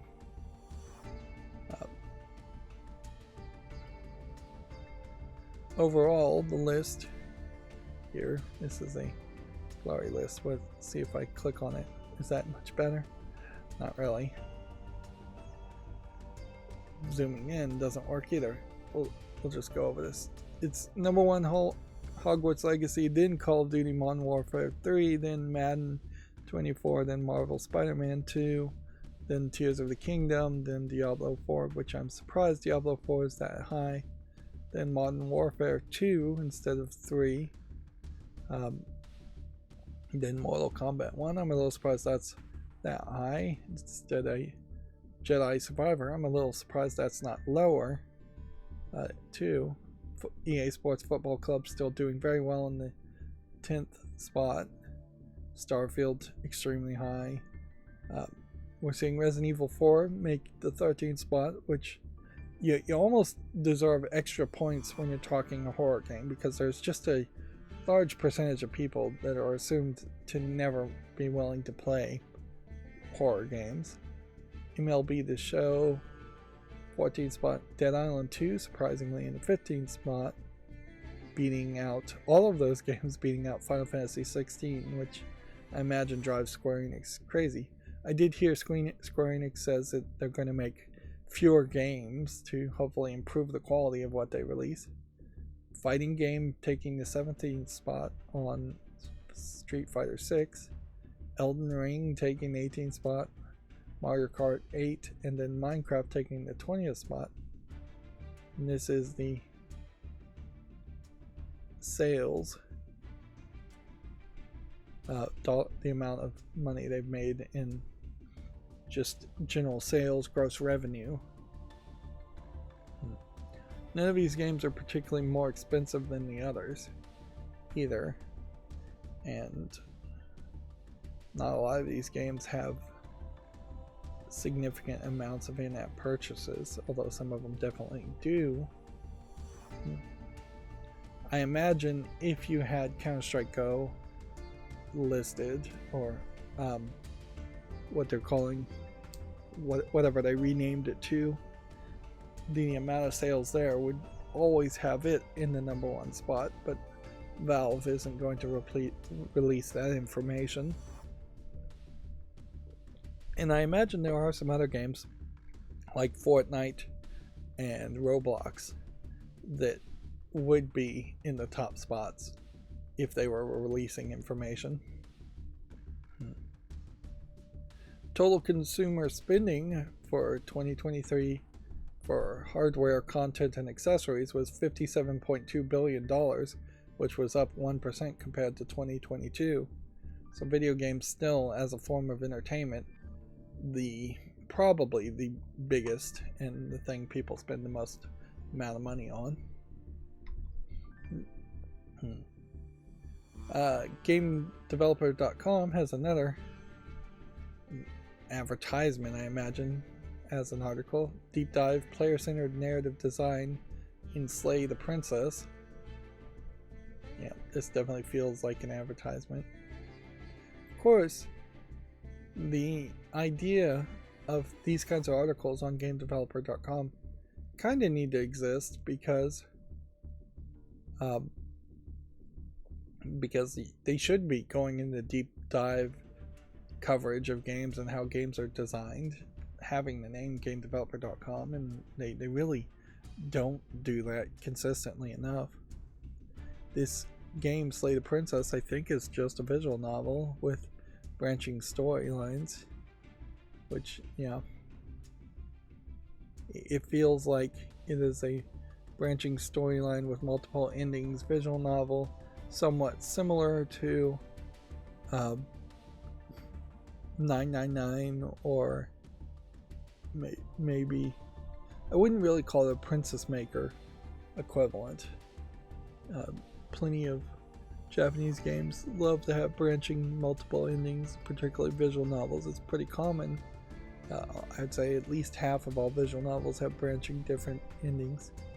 And certainly I could go on to a rant here that this looks like this is a Western animated style and Western made visual novel that is getting coverage, when Western mainstream video game media bends over backwards to censor and not make any coverage about any visual novel made from a Japanese creator, when Japanese clearly invented the concept and have dominated the concept of visual novels. A story about Slay the Princess and its player-centered narrative design should clearly be a story about something like and now I've forgotten the name of it. Well, take your pick. Take your pick of the top 10 Japanese visual novels. They will all have they would all justifiably have this exact same story written. And if you wanted to talk about a newer visual novel that isn't so revered yet, there's plenty of new Japanese visual novels you could have made a story around this, like this around. This isn't video game related, but the attempting to be the third wheel in comic books company Distillery, as a publisher, is doing original art giveaways via reader survey, which, yeah, you might get in on the bottom floor of having original art by names that could be very well known in the future, very popular. Notably, I would say the original art they're showing here is not something that they spend hours on, which this is, I think, a great example to point out of this is what an artist will do as an original concept art, or if they were paid extra to draw a picture and sign a blank comic book, which they sell these blank comic book where the front of the comic book is blank for an artist to draw. It's going to be done potentially with a Sharpie or a marker. It's not going to be done with super expensive pencils or paints or paintbrushes. And the artists have always taken about a month, if not longer than a month, to make one cover art image for comic books, and then the internal drawings and animations are often done a little bit quicker but at a lower quality too. But yeah, there's a easy mistake you can make as far as estimating how long it takes somebody to draw something, where it feels like comic book art could be done instantaneously, or you'll see some web comic people that are doing art on a weekly basis or on a daily basis. But usually when you see those kinds of web comic arts, it is done in a style that makes it very easy to animate things. When you're going for hyper realistic styles of drawing, that takes time. And the reality is, we should all realize and appreciate that the Sistine Chapel took like decades, I think, to paint, and most of the paintings, like the Mona Lisa, are things that took extremely long amounts of time to paint, on top of the fact that that was literally their job and the only thing they were doing. And most of those painters had assistants that go uncredited in history, so tracing and drawing the same painting over and over and over again until you get it right just increased the time it took, and having assistants to speed up the effort maybe helped it a little bit. But yeah, art takes time, I guess, is the point I'm trying to make while I'm putting out points that argue in different directions, not really making a coherent argument. And people really should realize that art takes time. If you're pooping out art at a very fast pace, you probably are not putting a lot of effort into it and should slow down. But yeah, Distillery is giving away original art things via reader survey. Also, as far as comic books, there's a bit of news, and it's an interesting story as far as what happens to programs when they are really abandoned. We don't have any real legal there really is no legality to it. Copyright is copyright, and unless you could literally prove that a person is dead and they have no inheritance at all, or no estate that would go to family members, and even at that, I feel like if somebody made a program and they died and they had no friends or family who could claim the copyright on the program, it probably still would just end up in the hands of the country or the city or the county that the person is in. It doesn't just become inherently public domain. The concept of abandonware, as far as I understand it, really has no legal basis at all. But maybe there is something in the copyright laws around it. So, having said all that, there is one notable piece of software called Comic Rack that effectively is abandonware. I think almost anyone would agree it's abandonware. It hasn't been updated in probably 10 years. The programmer, who was very responsive and ran his website and was very much interacting for a while, and then he just went silent. His website stayed up with a forum for a long time.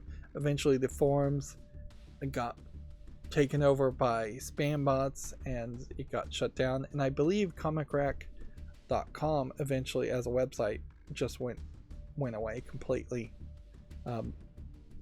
So it is generally assumed that this programmer got hit by a bus, for lack of a better explanation. Not specifically that he was hit by a bus, but he died in some way, and his friends and family didn't even know that this program existed.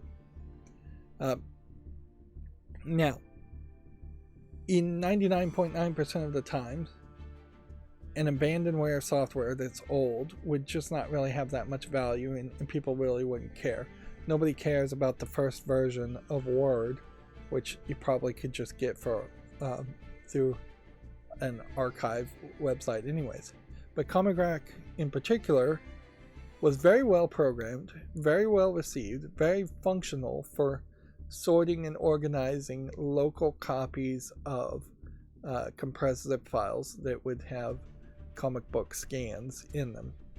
There's never been any successful or well done attempt as far as running things like Comixology, which Amazon bought and then I think ruined with changes they made to their website. There's never been any other site directly from Marvel or DC to have some kind of way to easily have downloads of comic books and local copies of comic books. Amazon basically wants you to do comic books on the Kindle through the Amazon Kindle app, and there are a couple of other programs that might make sense, but some of them are going more for smaller collections, and or they're going for running servers, and probably going with the server options that they've been very slow to develop and improve on. The server options is the right thing. Now, if you were just talking books, Calibre would be the program to use, or as certainly as a book organizer. But Calibre is woefully inadequate when you're trying to organize and sort in the pedantic way that comic book fans want to organize and sort their comics. Plus, Comic Rack really was the only software that could handle the massive amount of comics people would like to get. That is perhaps part of the reason why Comic Rack isn't as popular as it really should be, in that the best way to use Comic Rack is almost certainly to try and download the entirety of DC and Marvel comics from the past. Have 50 to 100,000 comics in your library, which definitely makes more of an argument for a website that you would just subscribe to like Netflix and actually just pay Marvel and DC people to have control of that. But yeah, if you have 5 comics, Comic Rack may be very nice, but it's not really designed for that. You really don't have to sort that much. So anyways, it's been probably at least 5 years, maybe 7 or 8, maybe a lot longer than that, since it's been pretty obvious that Comic Rack was abandoned. And in the death of an app, to answer the question as far as what happens to a program when it's abandoned, there's still a active Reddit subreddit, the r/Comic Rack, I believe, and they have straight up decided, at least one person has straight up decided, to decompile the code and put it out on GitHub as a community edition, fully admitting that this is copyright infringement, and fully admitting that if the original creator would bother to contact anybody, if he is still alive,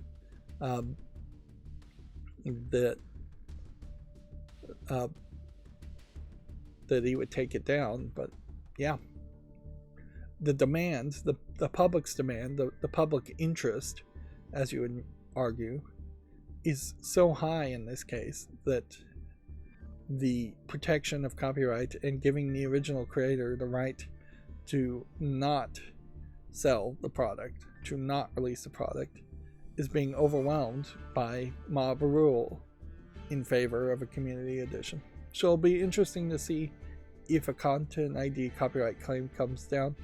Inherently, it feels like almost anybody, any troll, could put out a copyright claim against it and take it down anyways, even if the original creator didn't.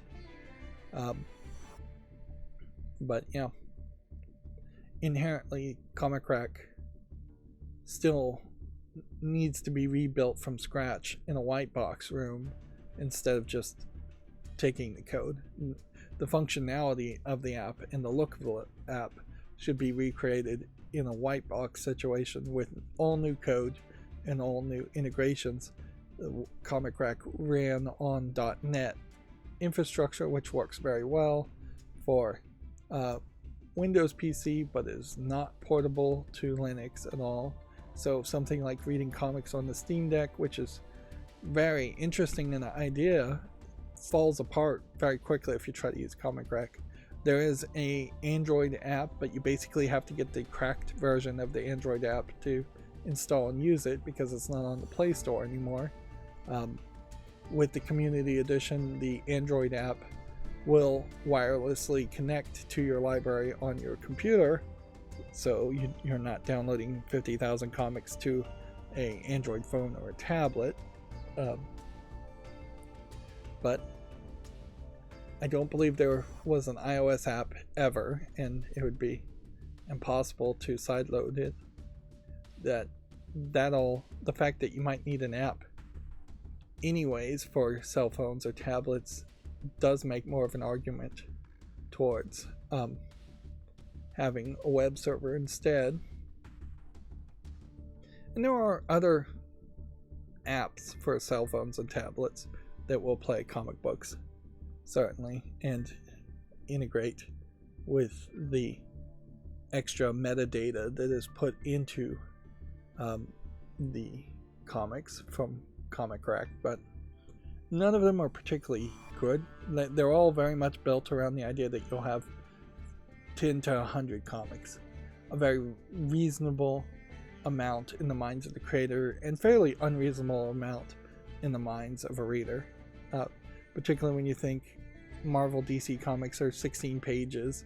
If DC is really releasing 52 issues of some comic every month, and you wanted to actually read all of them, there's your 52 out of 100 that most of the other apps are designed around and working. They probably can handle more, but the interface and the sorting is the problem, because you uniquely in comics, and I'll get back to video game news here in a second, the unique thing in comics is that you have stacks of comics. You would have your Spider-Man stack, and in that Spider-Man stack of comics you would have the Amazing Spider-Man substack versus Superior Spider-Man substack versus the Adventures of Spider-Man, if that's one too. And inside each of those substacks, or even across some of those substacks, you might have a series or a sub-series or an arc. Comics in particular are designed to make you jump around and read certain books. So it's very possible that there would be an arc where you need to read Spider-Man 158 and then Punisher 187 and then I don't know, Batman 157, which that would be crossing over from Marvel to DC, but whatever. So making entire reading lists and arcs and labeling things correctly and numbering which issue in an arc should be read before the other thing are all the kinds of pedantic metadata that you kind of need to properly ingest comics if you're big into comics. So suffice it to say, comics are held up by a small but very passionate group of fans, and Comic Rack is a very small but extremely passionate subset of that group of fans too. So yeah, they have gone and done something, at least one person has gone and done something that I have never seen tried before, as far as just drawing a line in the sand and saying it's enough. We've mourned the death and the missing of the creator, which everybody liked the creator. I think he was like in Ukraine many years ago, so I wouldn't be surprised if he straight up either got arrested by some kind of Eastern Bloc Russian people and thrown into some secret prison, or just disappeared, or just died randomly. I also wouldn't be surprised if there was just major legal threats thrown against the creator of Comic Rack himself, because the vast majority of people probably were using Comic Rack to just read stolen comics that they were BitTorrenting or whatever. So it arguably didn't have a lot of legitimate uses, and it didn't have a lot of ways to make him a lot of money.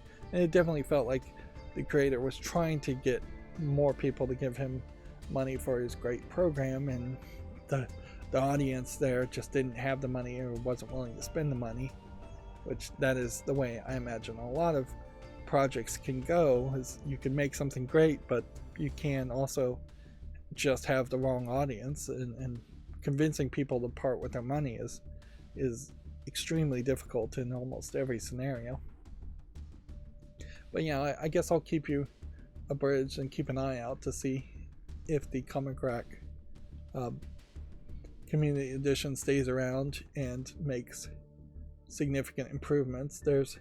At the moment, it has been kind of updated and improved a little bit, but there's a lot of catch up that certainly could be done as far as just improving and adding more features overall.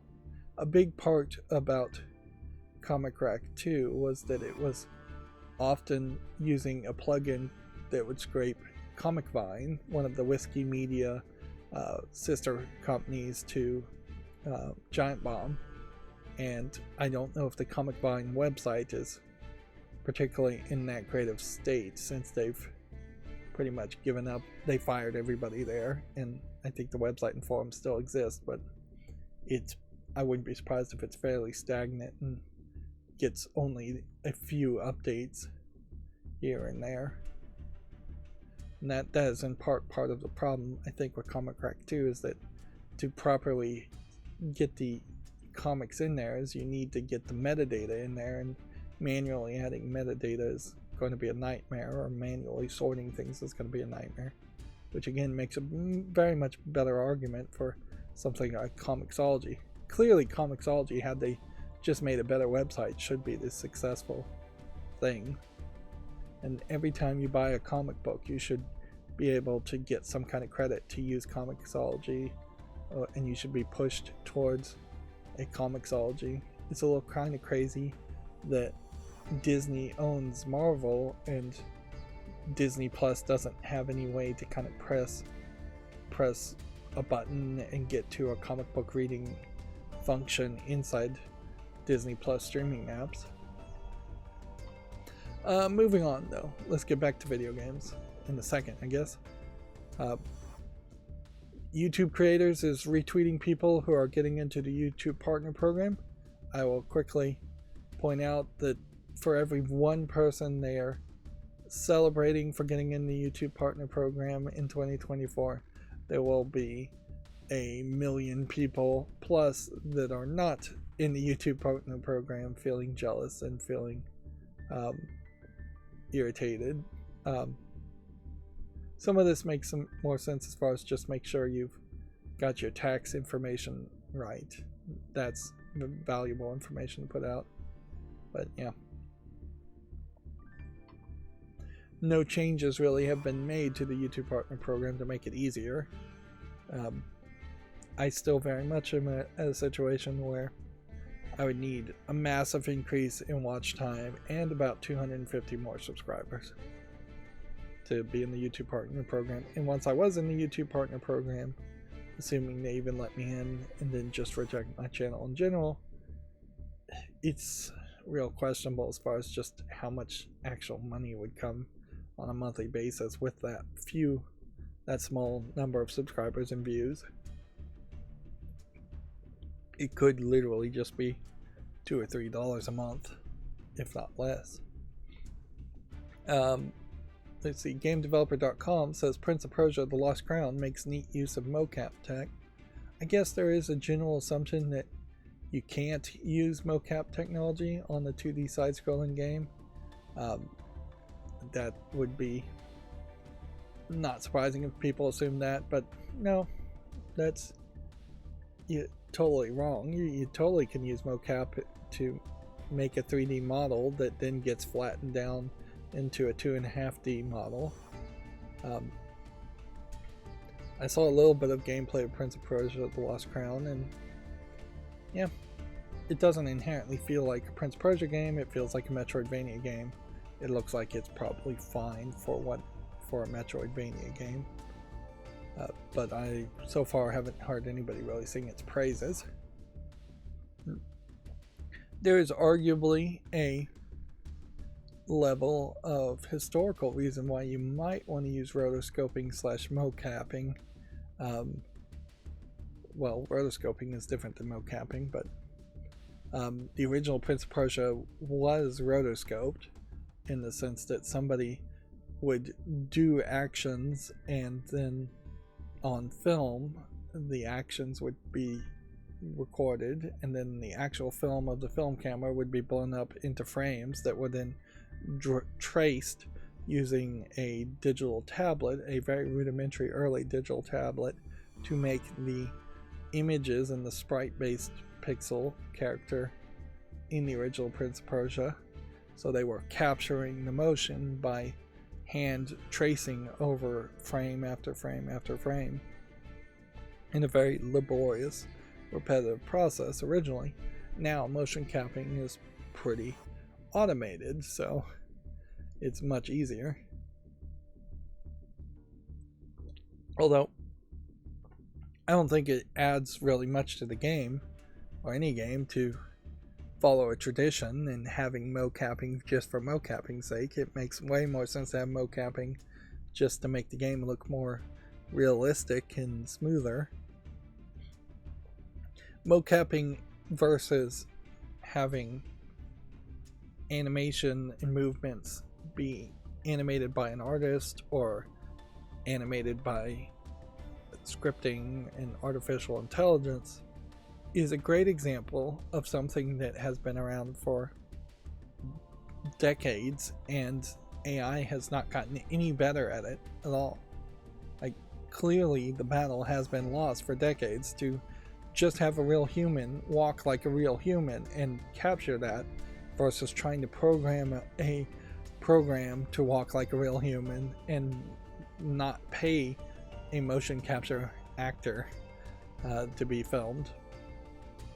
And nobody's even bothered to try that. So if we were going to see real AI start to be useful, I think the first thing we should see is AI generated motion, where you have human beings moving in smooth, fluid human ways, and being unrecognizable from the way a regular human would walk or move or jump.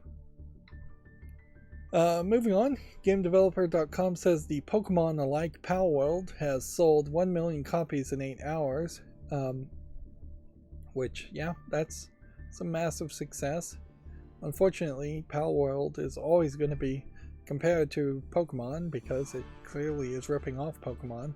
So at some point, if it had a major amount of success, it does feel like they would want to get away from that comparison, but I don't see any way they could get away from that comparison other than becoming more popular than Pokemon, which I could see edgelord teenager kids these days going, well, I grew up loving Pokemon, but I really would love Pokemon with guns and some more violence in my games.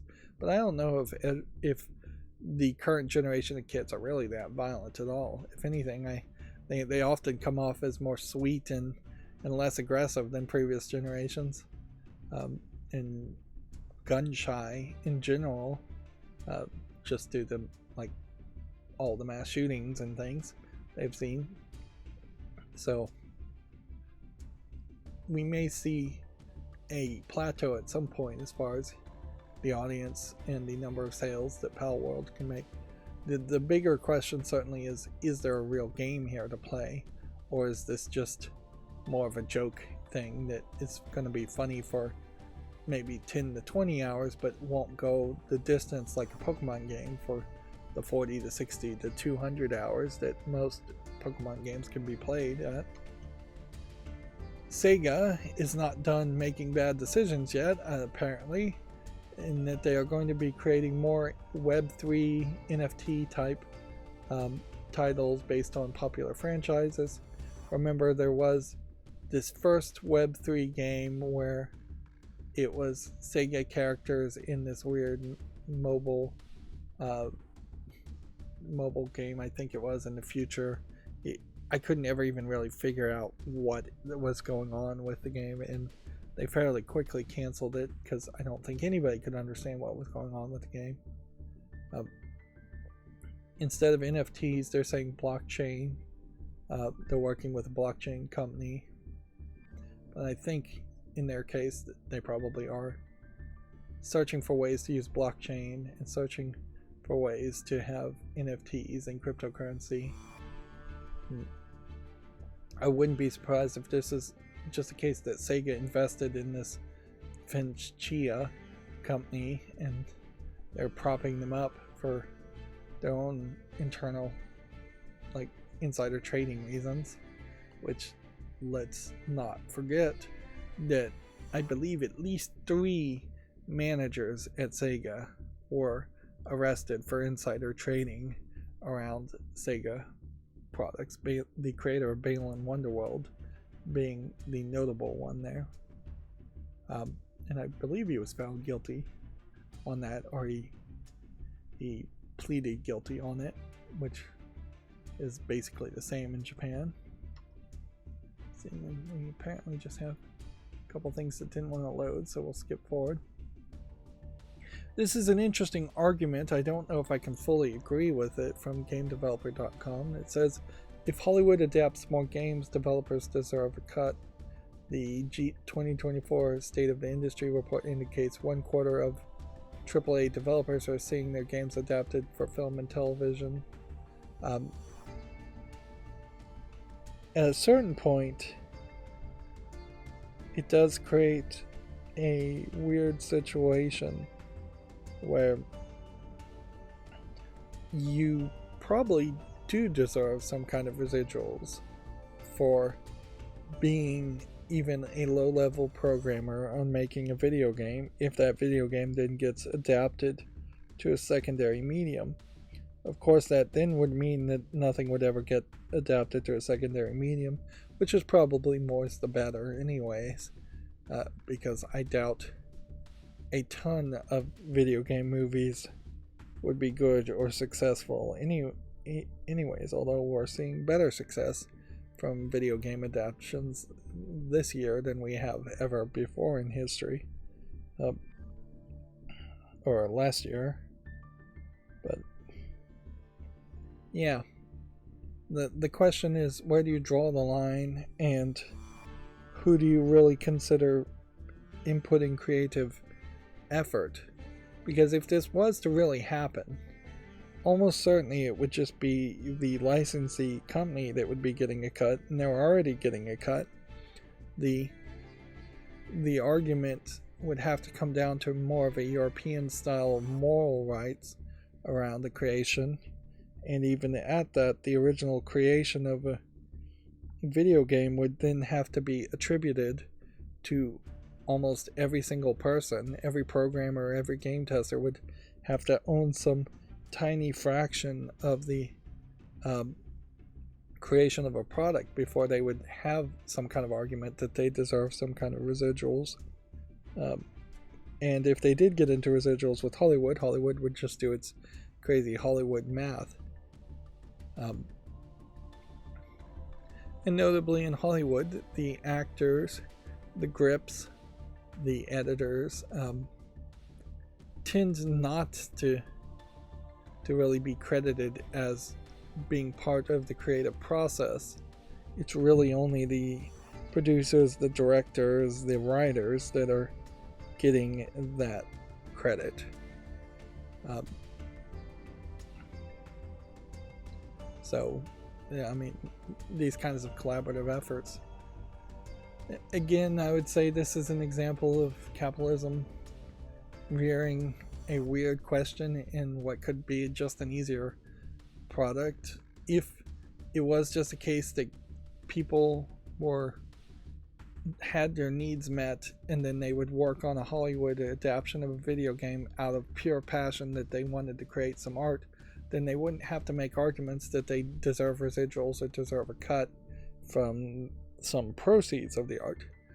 Theoretically, if everybody had their needs met with some kind of UBI, then you would have people just making movies and then just putting them out for free. People, the end consumer of a movie, the end user of a consumer, would just be able to watch the movie and be entertained, which keeps people happy, which is good for the government and the general economy. And then everybody who worked on the movie would have done it just for a sense of satisfaction and a sense of creating art, and they can claim they created it and take the verbal credit without trying to have to get some financial credit.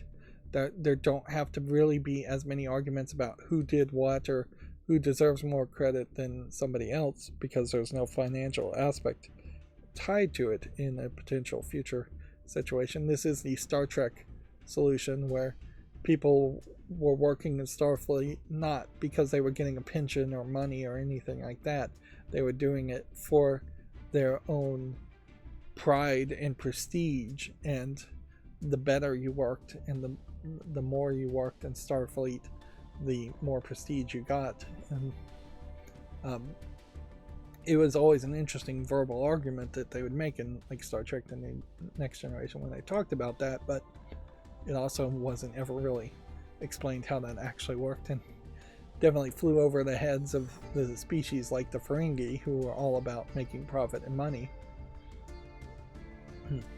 This is the kind of arguments that would happen behind closed doors in between unions, effectively, if there were unions in the video game world. So if, as we see potentially the video game industry become more unionized, we will start to see compromises made and arguments made as far as who gets credit and who deserves residuals in general. We've seen examples of these kind of arguments already happen as far as the original writer of the Witcher book series wanting more money for the success of the Witcher video games, and on a side job also leasing out the Witcher book general concept for the Netflix series.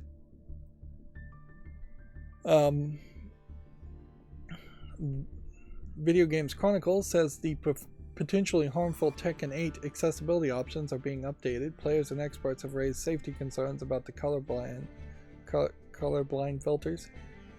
It definitely feels like, to me, what needs to happen is that by default, consoles and PCs should have a color palette lookup table app that you could just take your .lut files, which these exist already, and with that, people with certain color blinds would say anything between the range of a deep red to a light red needs to instead be a bright green to a deep green, and you could potentially scale that. But yeah, you would have those kinds of custom lookup table files. You'd probably have an application that helps you build your own lookup table files for each person's individual colorblind needs, and then the monitors and the visual output of consoles and PCs should just apply that universally without games being involved really at all, or having their own custom colorblind features, because they're not consistent at the least. Often they're not good, but they're not consistent. When there's just a better solution to move this up to a higher level of the operating system. And in that, you should be able to also flip a switch for when you're taking screenshots or recording video as to whether or not you want that video to be recorded with the lookup table colors changing things for color blindness, and by default it should just be disabled. But I could see people like Jeff Gerstmann, who has color blindness, wanting to every now and then record with the colorblind features applied so he can show other people what it looks like to him. But in the vast majority of times, Jeff Gerstmann probably wants his screenshots and recordings to not have that lookup table be applied. So you would want it very low in the chain, so it would happen after you did screenshots, after you did recordings. But that's really all I think they should do too, is have a setup app that Microsoft or Sony would make to help create the lookup tables, and maybe have some default suggestions for different types of it. Seems like there's about 9 different common types of color blindness it could suggest. There is a website that suggests certain color palettes to use, but most people don't. I don't even remember the website, and it really probably is just one person's opinion as far as different colors to use. But there's been literally no progress on this problem for decades. Nobody's really tried to fix it in the digital factor in which it really could be fixed. And certainly if Microsoft made an app like that, they could apply it to Windows, and people in Photoshop and other industries would benefit from that quite a bit. Noticeably, no effort has been made, as far as I know, to make Word or Bing more colorblind accessible.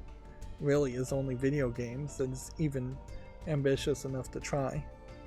And in this case, they were so ambitious that It seems like they made some mistakes there, some potentially hurtful mistakes, unhealthy mistakes. And then Sony, this is from Video Games Chronicle, is doing what they basically needed to do, otherwise they were going to have a major controversy yet again. And they've already had this happen a couple times before, in which they've had people pre-order remastered versions of the game at full price, and then they have announced that actually there's a $10 upgrade fee that would be cheaper, or there's an upgrade path that is $10 cheaper. So Sony is doing the right thing here by refunding Last of Us 2 PS4 owners who bought the PS5 version at full price. Owners of the original game can just upgrade to the remastered version for $10 instead of paying a full $60 for the new remastered version.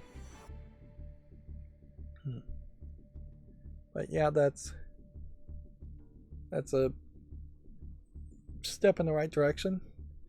We shouldn't applaud too hard, of course, around basic customer service and treating the customer right, which is really all I would say they're doing here. They're not going out of their way to do something nice and special. They're avoiding controversy that they've already seen.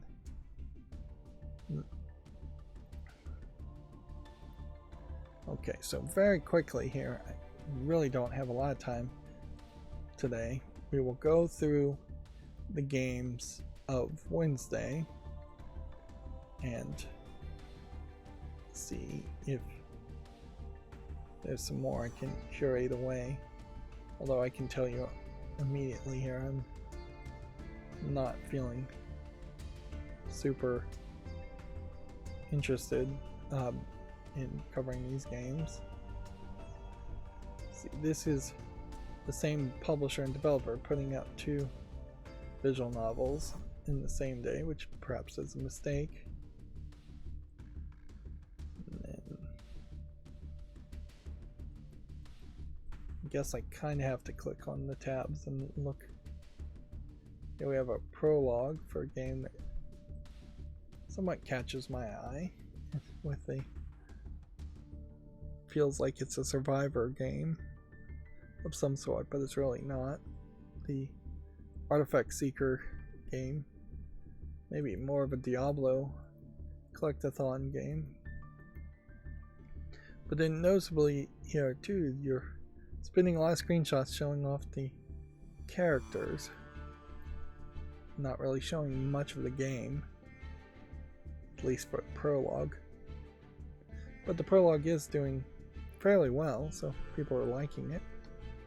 But I won't put the prologue on the wish list, and I won't put the prologue in the way of making a YouTube short, because I already make too many YouTube shorts to begin with. Here we have what looks like a non-English Czech game that is fairly simplistic, but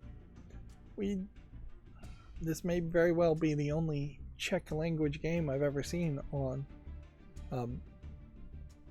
Steam. It looks like it's a Frogger clone in that you potentially are trying to cross without being eaten by the sharks, or maybe you're moving the boats to avoid being eaten by the sharks. Let's see, Clem here. Looks like a point and click adventure.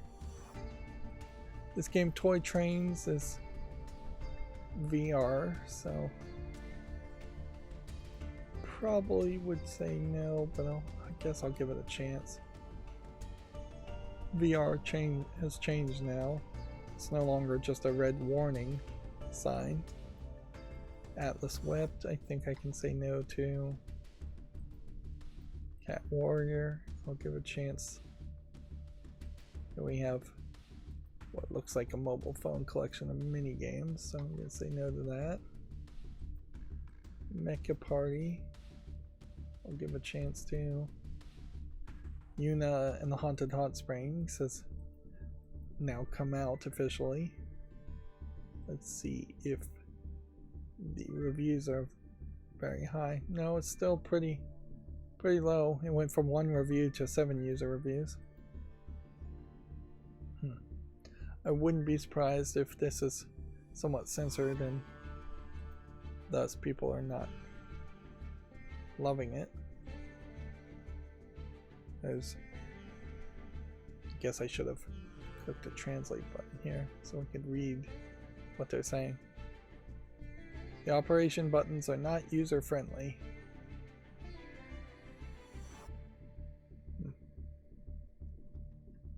Controls are not officially supported. I was able to operate it with an Xbox controllers, but the instructions are similar to those of a keyboard, making it very difficult to understand. So there's some control problems, otherwise people seem to like it fairly well.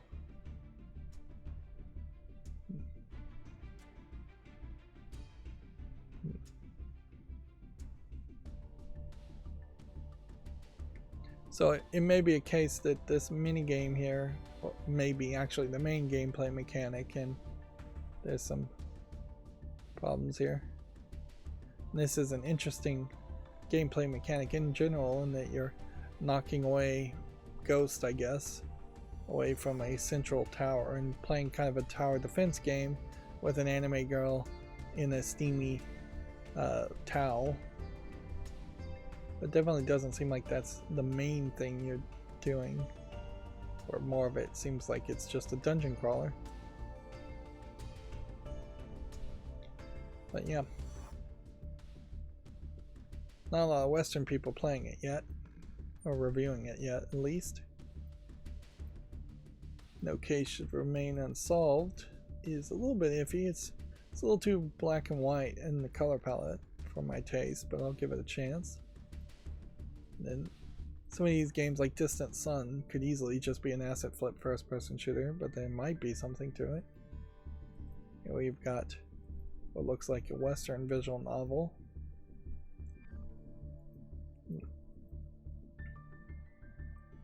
Perhaps there is some question as far as, should I make a YouTube short around the game if I don't really have anything to say around it? And that's an interesting question, but I think that would probably be too much of a level of curating and censoring for just no good reason. Like, particularly when I'm already tired and I am jumping through these tabs very quickly. That may be more of a symptom, because there are a lot of games here that visually catch my attention, but I would just be repeating myself if I said, well, that looks interesting, or that looks interesting. Here we have a game called All Quiet in the Trenches, which is basically the same as War Hospital in the general thought. It's not actually a hospital, but in contrast, you have 90% positivity out of 85. So clearly you can make a game around this theme and make it work.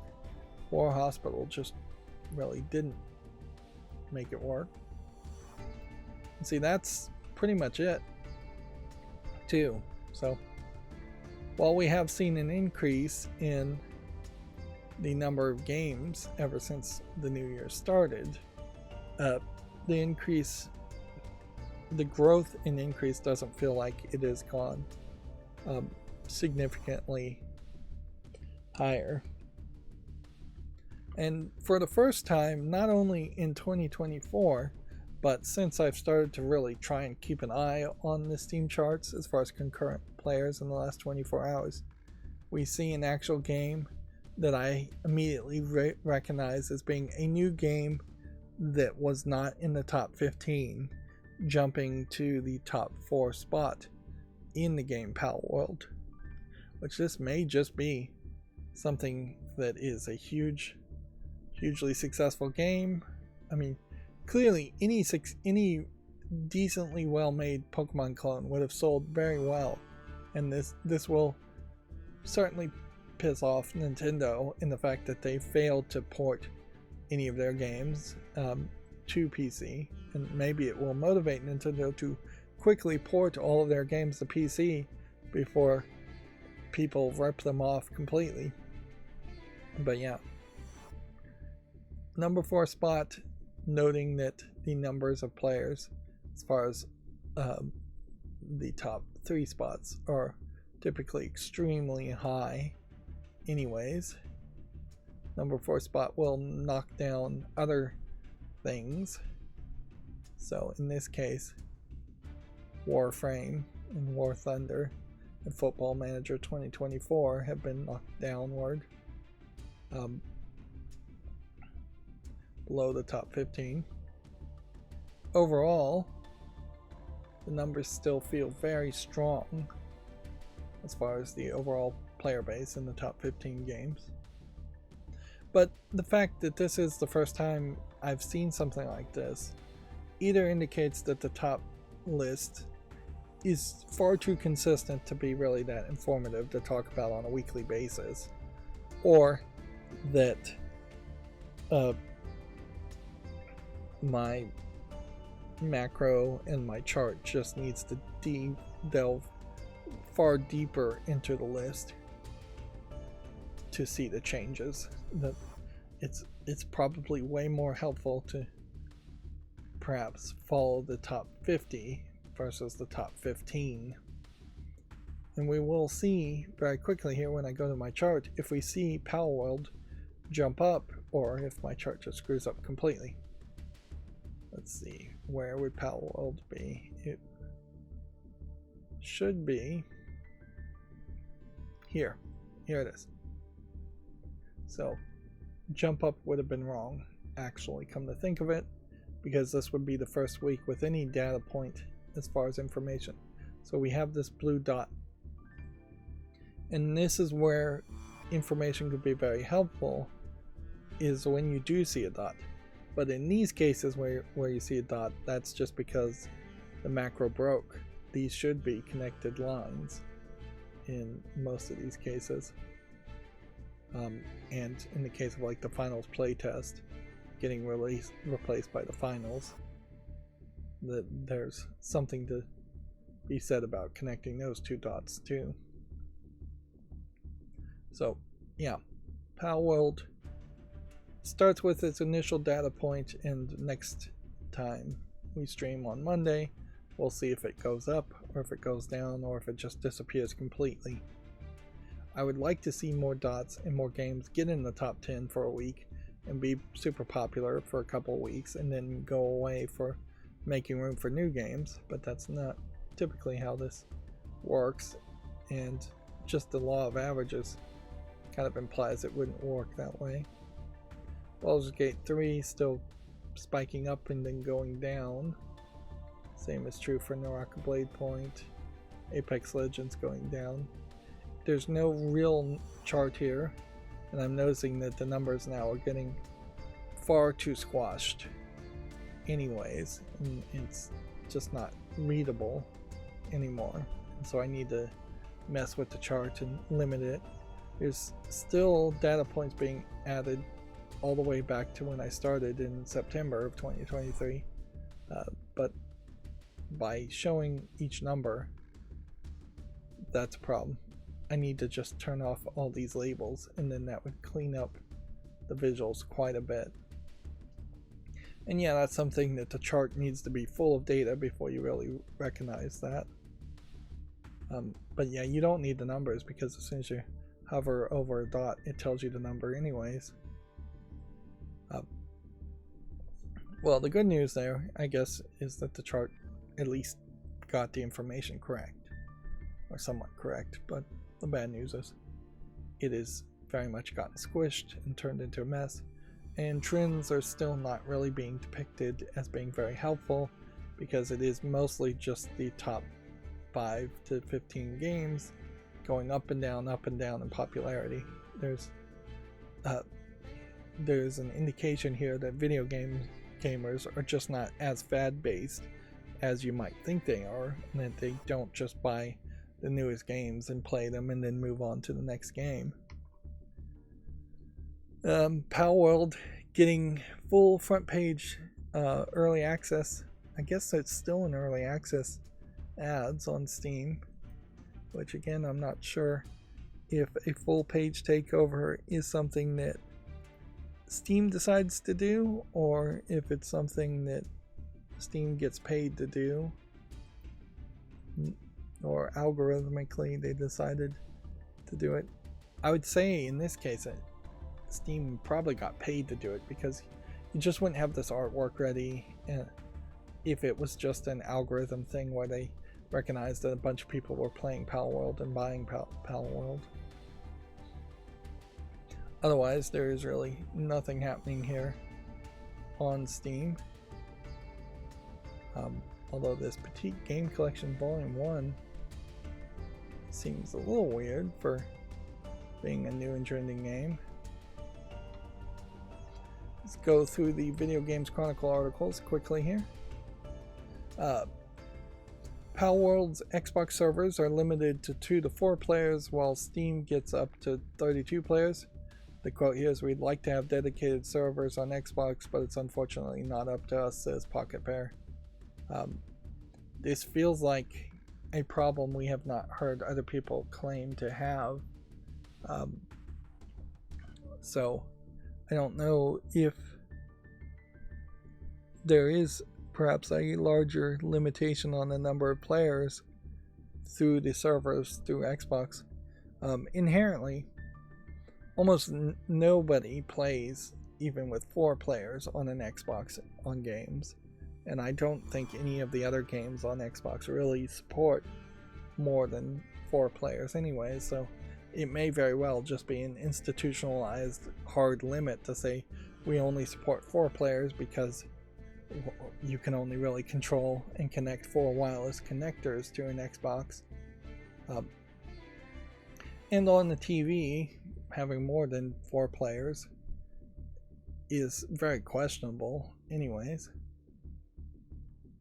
But yeah, I guess that's just more argument to play on PC, which it'll be interesting to see if we ever get any numbers, the difference between people who bought Palworld on PC versus people who bought Palworld on Xbox. I'm not sure if Palworld is on the PlayStation, and almost certainly it won't be on the Switch. We already talked about this story. Let's see. Raven has apologized for a botched Warzone update and teases the return of fan favorite features, which inherently, I guess that is a good deceptive way to apologize about something. In that you could make some nebulous promises, so most people will just hear the promises and forget about the negatives. We talked about Sony refunding Last of Us 2 owners. A Capcom 40th anniversary range is coming to a costume t-shirt maker called Uniqlo, which, yeah, I imagine it'll be fairly expensive t-shirts. It doesn't look particularly amazing as far as the quality of the t-shirts or the prints on the t-shirt, by the looks of it. And frankly, I would struggle to be certain as far as what game this is even from. This is Street Fighter, it looks like, or just Capcom characters in general, where this, I have no clue. This is Street Fighter, or no, this isn't actually Street Fighter, this is I want to say Fatal Fury, but I don't think that's what it really is. Streets of Rage, maybe? And even zoomed in, I can't even make out what that is. And I can't click on this picture to see it anyways. Let's see if I click on the pic Twitter, if that does anything for me.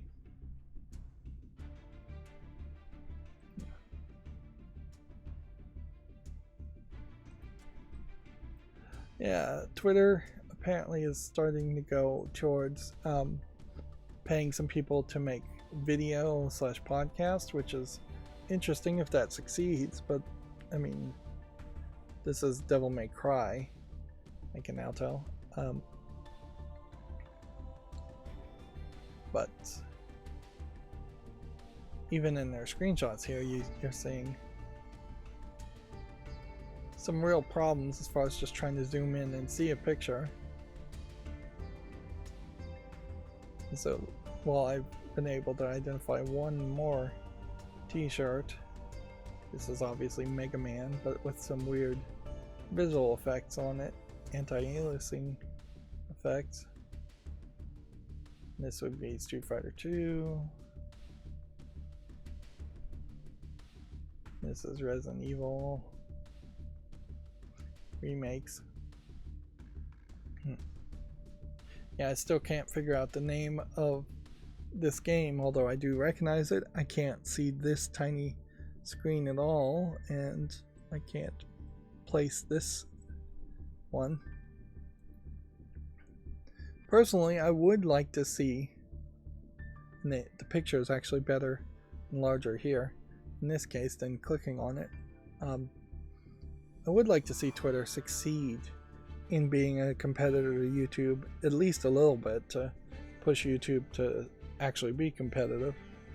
But the best case scenario, and this is only a slight modification of what I have said when Elon Musk first took over Twitter, is that Elon Musk may implement some changes, and then the next person in charge might take those changes and make them successful. I think in the past I argued Elon Musk might be the burning fire, and then somebody else would have to be the cleansing rain as far as just making changes.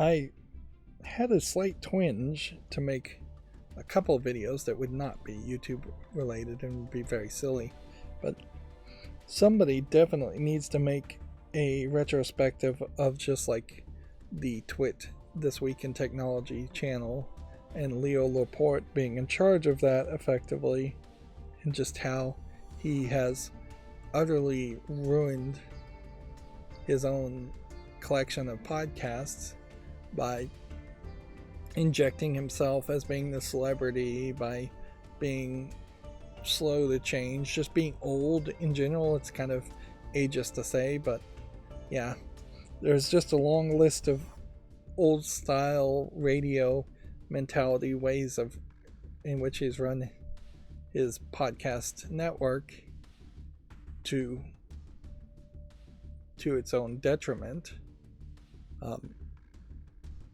But in all fairness, also, he has kept the Twit network going, where, say, G4 failed completely, and CNET has failed completely. At this point, nobody's going to CNET anymore. CNET doesn't have a figurehead to really blame, but undoubtedly, whoever's been in charge of CNET has made more mistakes than Leo Laporte has. But yeah, the main thing is Leo Laporte and the Twit network very much feels like they wanted to just continue doing what they wanted to do instead of growing, and the old adage, grow or die, it has slowly sunk in on them, and eventually we are just going to have a Twitter, maybe not called Twitter anymore, that is doing videos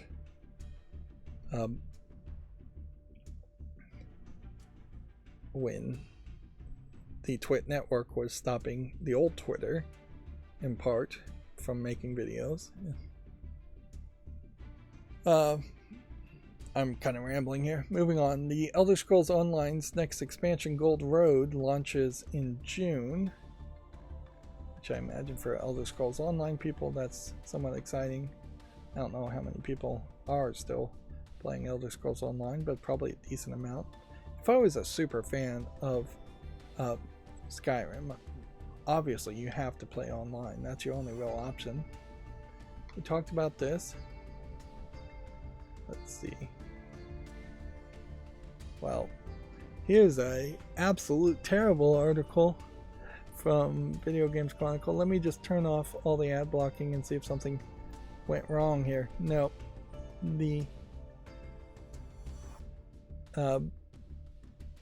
Yeah, something did go wrong with my ad blocker here. They have a YouTube video link here that clearly should be a screenshot. And then there is text that is being blocked by my ad blocker. That being said, even the text doesn't really say too much. Still really don't know anything about Avowed. We already talked about Indiana Jones, and definitely more hyped on Indiana Jones than Avowed or Senua's Saga. The release date is going to be May 21st for Hellblade 2.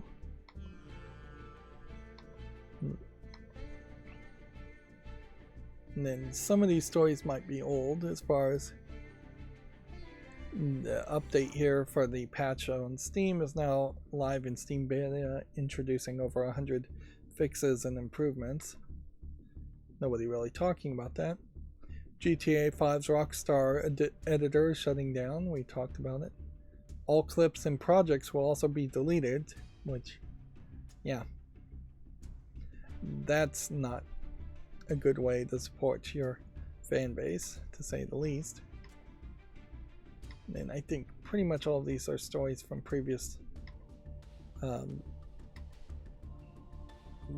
previous stream. I guess at this point I'm just giving up on trying to get the Epic free games if I'm going to not be able to log in because of the CAPTCHA over and over again. Here's some stories though I don't recognize. A PopCap apparently has soft launched Plants vs. Zombies 3. It'll be playable in selected countries ahead of its worldwide release this year. It'll be interesting to see what it is, because Plants vs. Zombies 2 took it in a weird direction and wasn't great. This definitely feels much more in line with Plants vs. Zombies 1. Although, questionably, I don't know if you can add that much to the Plants vs. Zombies 1 game to change things. You need to inherently add more plants and add more challenges. It doesn't seem like they've added any plants here. And they've got some kind of lawn decoration minigame element. And they've clearly moved it ahead in time and made the visuals better. I'm seeing maybe 3 different currencies, so hopefully there's not a bunch of in-app purchases and nonsense like that. Overall, this looks good though. That definitely doesn't look terrible. It probably will be a while though before it comes out to any kind of consoles or PC. And I wouldn't be surprised if they're releasing this because A, they don't have anything better to release or any other ideas, but also because they are desperate to try and release yet another Plants vs. Zombies Modern Warfare or Garden Warfare game to try and have a kid-friendly version of Modern Warfare playable for kids. But I don't think those games have succeeded very well either. Then we already talked about Rocksteady's co-founders establishing a new studio. And then Rock Band 4's weekly DLC support is ending after 8 years. If you're a fan of the rhythm game category, Fortnite Festival is the place to be. Apparently is the sub-headline statement. Modern Warfare 3 and Warzone Season 1 Reloaded patch notes were released as the update goes live. The update here being new Warzone features pulled after the update launches with a number of performance issues. And then I talked about the Larian boss saying their game Baldur's Gate 3 won't come to subscription services. And then that brings us to the Gamatsu articles. A parry-based hand-drawn Metroidvania game called Deviator has been announced for PC, coming out on February 1st. Okay. I could certainly be a little concerned about a parry-based game, because usually in parry-based games you are unable to do any damage whatsoever unless you actively succeed in parrying, which can be incredibly frustrating, particularly for players who don't have very good timing skills or just like to button mash. Ideally, in a parry-based game, you would do some amount of damage by button mashing, but it would be way faster if you actually succeeded in parrying.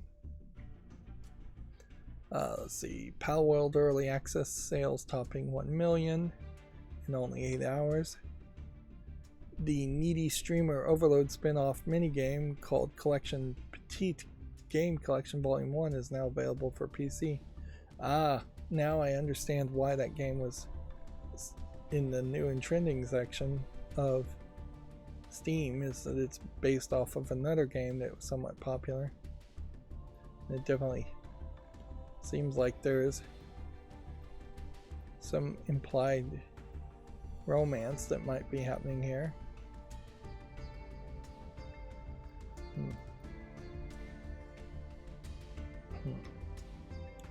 Genshin Impact version 4.4 update launches January 31st. I assume Genshin Impact still doing pretty well.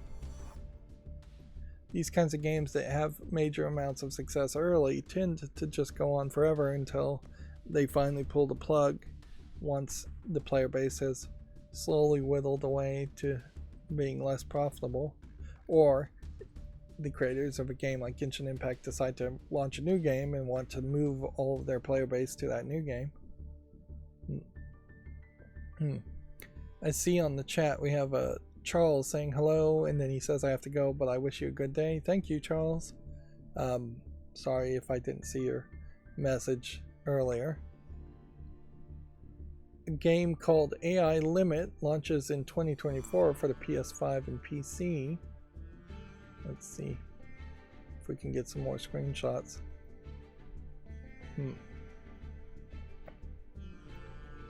Well, yes, it definitely looks like very interesting visuals for an action RPG rogue Souls-like, according to the tags. But I wouldn't say that they particularly have too much to show yet. And there is a danger when you only have a few screenshots and you're not seeing any like actual interface or heads-up displays. Let's see. Kazutaka Kodaka teases Limit X Despair title announcement in a not too distant future, which this I guess is supposed to be a joint project between Kotaro Uchikoshi, which, yeah.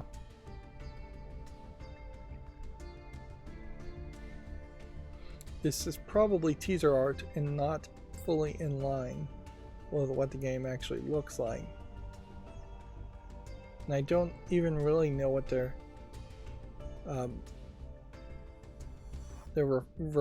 referencing with Limit and Despair.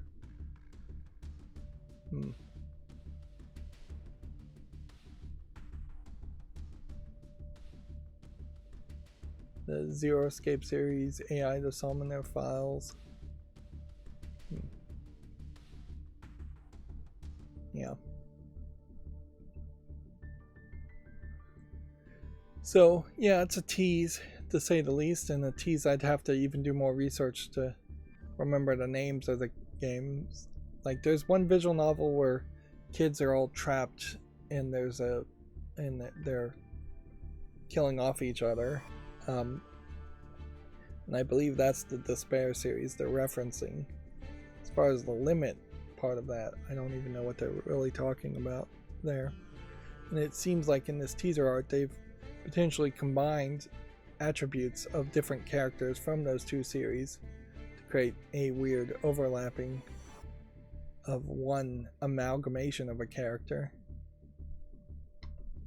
Moving on, Made of the Dead launches February 15th for the Switch and this spring for the PC, which is a interesting twist from what you usually see, which is games releasing first on PC. Although when I do look at the screenshot, it does feel like the actual gameplay here is fairly rudimentary, and this does come off as one of those Nintendo eShop low effort games. That being said, they've got some lewd imagery here. You have a maid that's been bitten, but they make sure that the skirt is up and the thighs are showing and the cleavage is showing too. I wouldn't put a lot of faith in this being a really high quality game, although in all fairness, Onichambara is also not a really high quality game, and yet it managed to gain an audience. But I would say, I imagine the actual gameplay mechanic and how much time you have to spend in this gameplay mechanic is not worth it. It definitely seems like the game is willing to do some clothing destruction and have a decent amount of lewdness for a Switch game, but I doubt it really is going to go that far and have actual nudity in the Switch game. Maybe the PC version will. Street Fighter 6 DLC character Ed launches in February. We already talked about the Elder Scrolls Gold Road expansion coming June 3rd for PC and June 18th for PS4 and 5 and Xbox One and Series. I think I'd like to see by the end of this year them drop PS4 and Xbox One support completely, or for the most part. Do we have a Steam listing for Indiana Jones? Yes, we do. I like this younger faced Indiana Jones alright, but it does seem a little off-putting. It just doesn't feel like there's enough stubble and enough wrinkles in the face. Feels like they've smoothed over the visuals. There is, I guess, a question as far as how is this game really going to play, because at a certain level this almost feels like it's a first-person VR game. Like it is a first-person game, which is weird. I almost certainly want to go to a third-person mode. You're just whipping people and taking pictures in this case. I don't know what we're really hoping for here either. It may just be a case that they're bending over backwards as a developer as Machine Games, the makers of the Wolfenstein game, to not turn it into a Wolfenstein game where you're first person shooting a gun. So instead that you're first person whipping and first person shooting of a camera.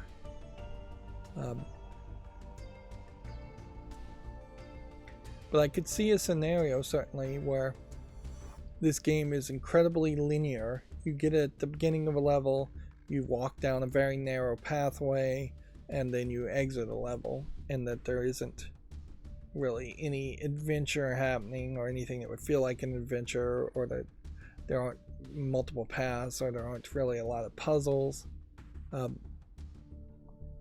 I could definitely see it not being anywhere close to being open world, which I think I would prefer more of an open world feel, since the point and click adventure games of other Indiana Jones had decent open world feels to them also.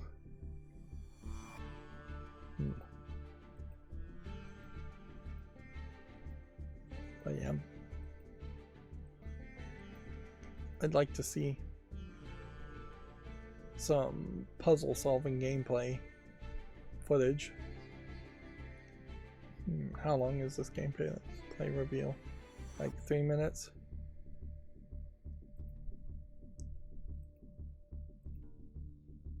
Right. It does just have this weird first person feel to all of it, or you may just be watching other people interact with other people, or you may be just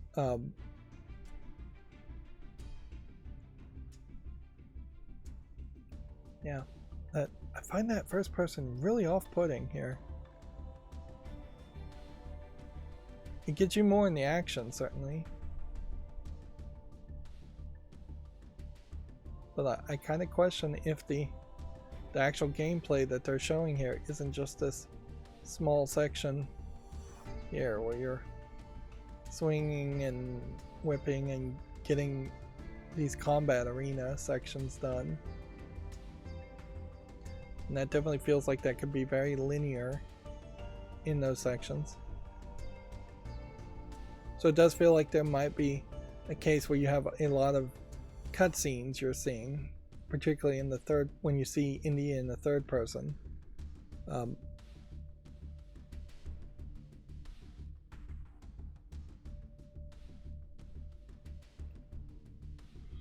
definitely feels like a tough sell.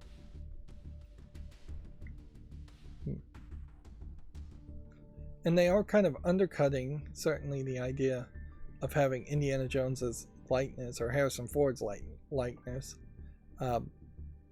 if you are in first person the whole time. Yeah, it definitely wasn't what I was expecting.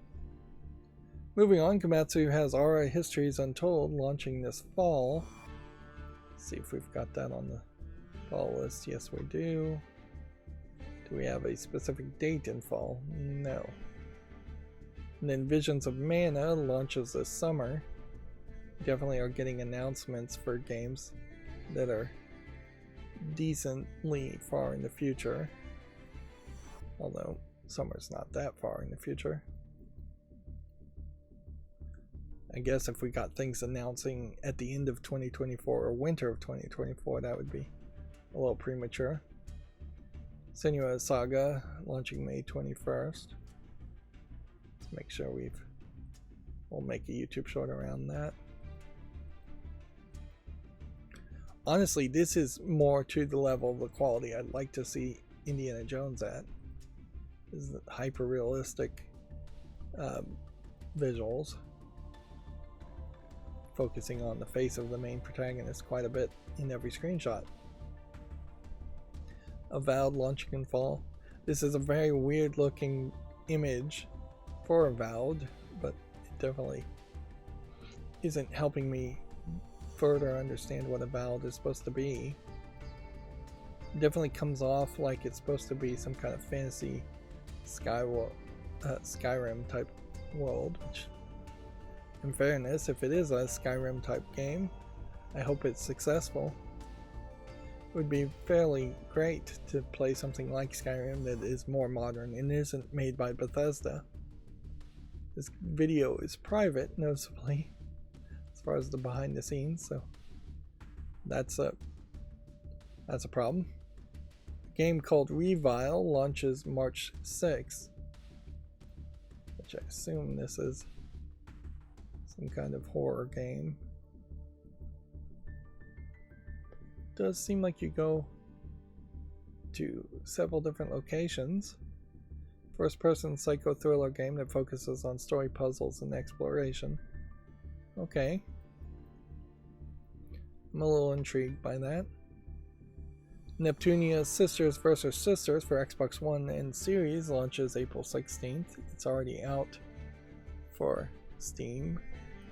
And despite some censorship, I believe, in this game, it is overall very well received as part of the Neptunia series, although there is still very much this weirdness where a lot of these Neptunia games are just remakes of previous Neptunia games or reboots into different universes. So you have to do quite a lot of research to know whether Neptunia Sisters vs. Sisters is a good game to start playing the series on, or if it's actually a successor, or if it's a skippable game in general. A Sea of Stars Physical Edition launches May 10th, according to Gamatsu. Unicorn Overlord details more characters, classes, leaders, and promotions on Gamatsu, which looks like a fantasy game. I still haven't really figured out what you would call this style. It is almost anime Tolkien-esque, anime Lord of the Rings. There's some deeper browns, darker fantasy. I'd hate to just describe something as a dark fantasy because the color palette is darker than what you typically see in an anime color palette, but that would be a poor choice of words. The natural tone fantasy. Maybe just call it nature fantasy. But yeah, that might be the best shorthand description of this art style, where you have these natural tone browns on fantasy characters. And it definitely just seems like it's a color palette and an art style that is becoming more and more used, particularly from Final Fantasy style games and Square Enix style spin-off games.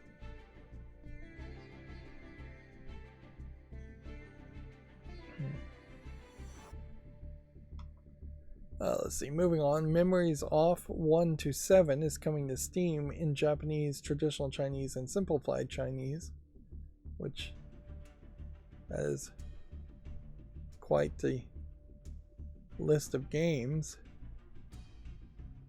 But it is also very much an example of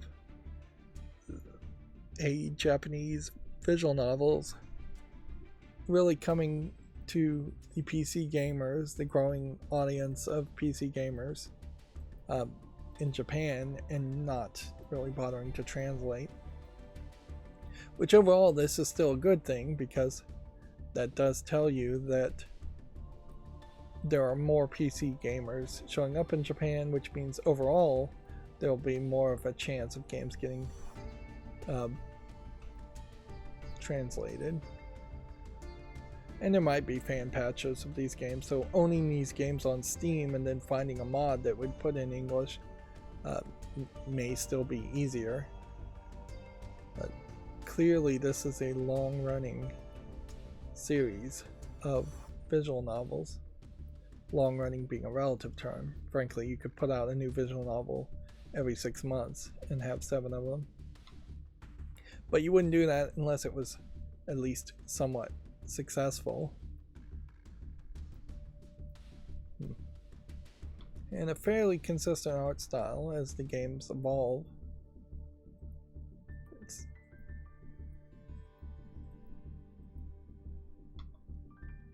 So yeah, this is definitely a good thing to see as far as seeing more Japanese games released on Steam versus being released on Japanese exclusive web stores.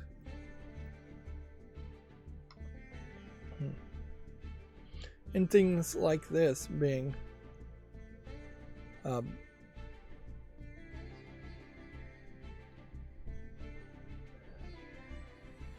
things like this happening, more games being on Steam, may increasingly push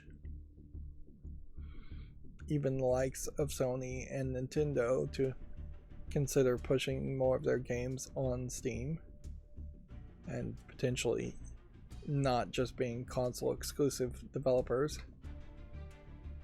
Anyways, I'm going long today, I need to hurry up.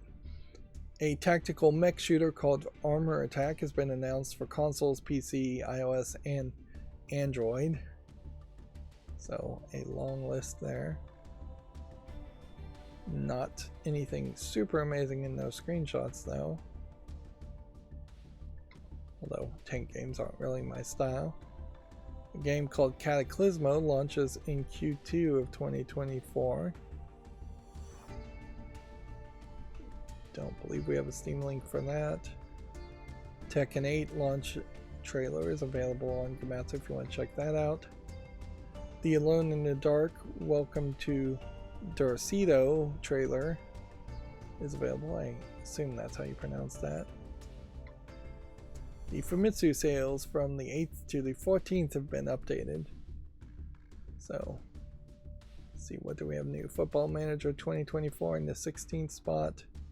Nintendo Switch games in the first 28 spots, with Football Manager 2024 taking the 29th spot for the PS5, and then back to Nintendo Switch. Nintendo would be the last one, obviously, to switch over to making PC releases,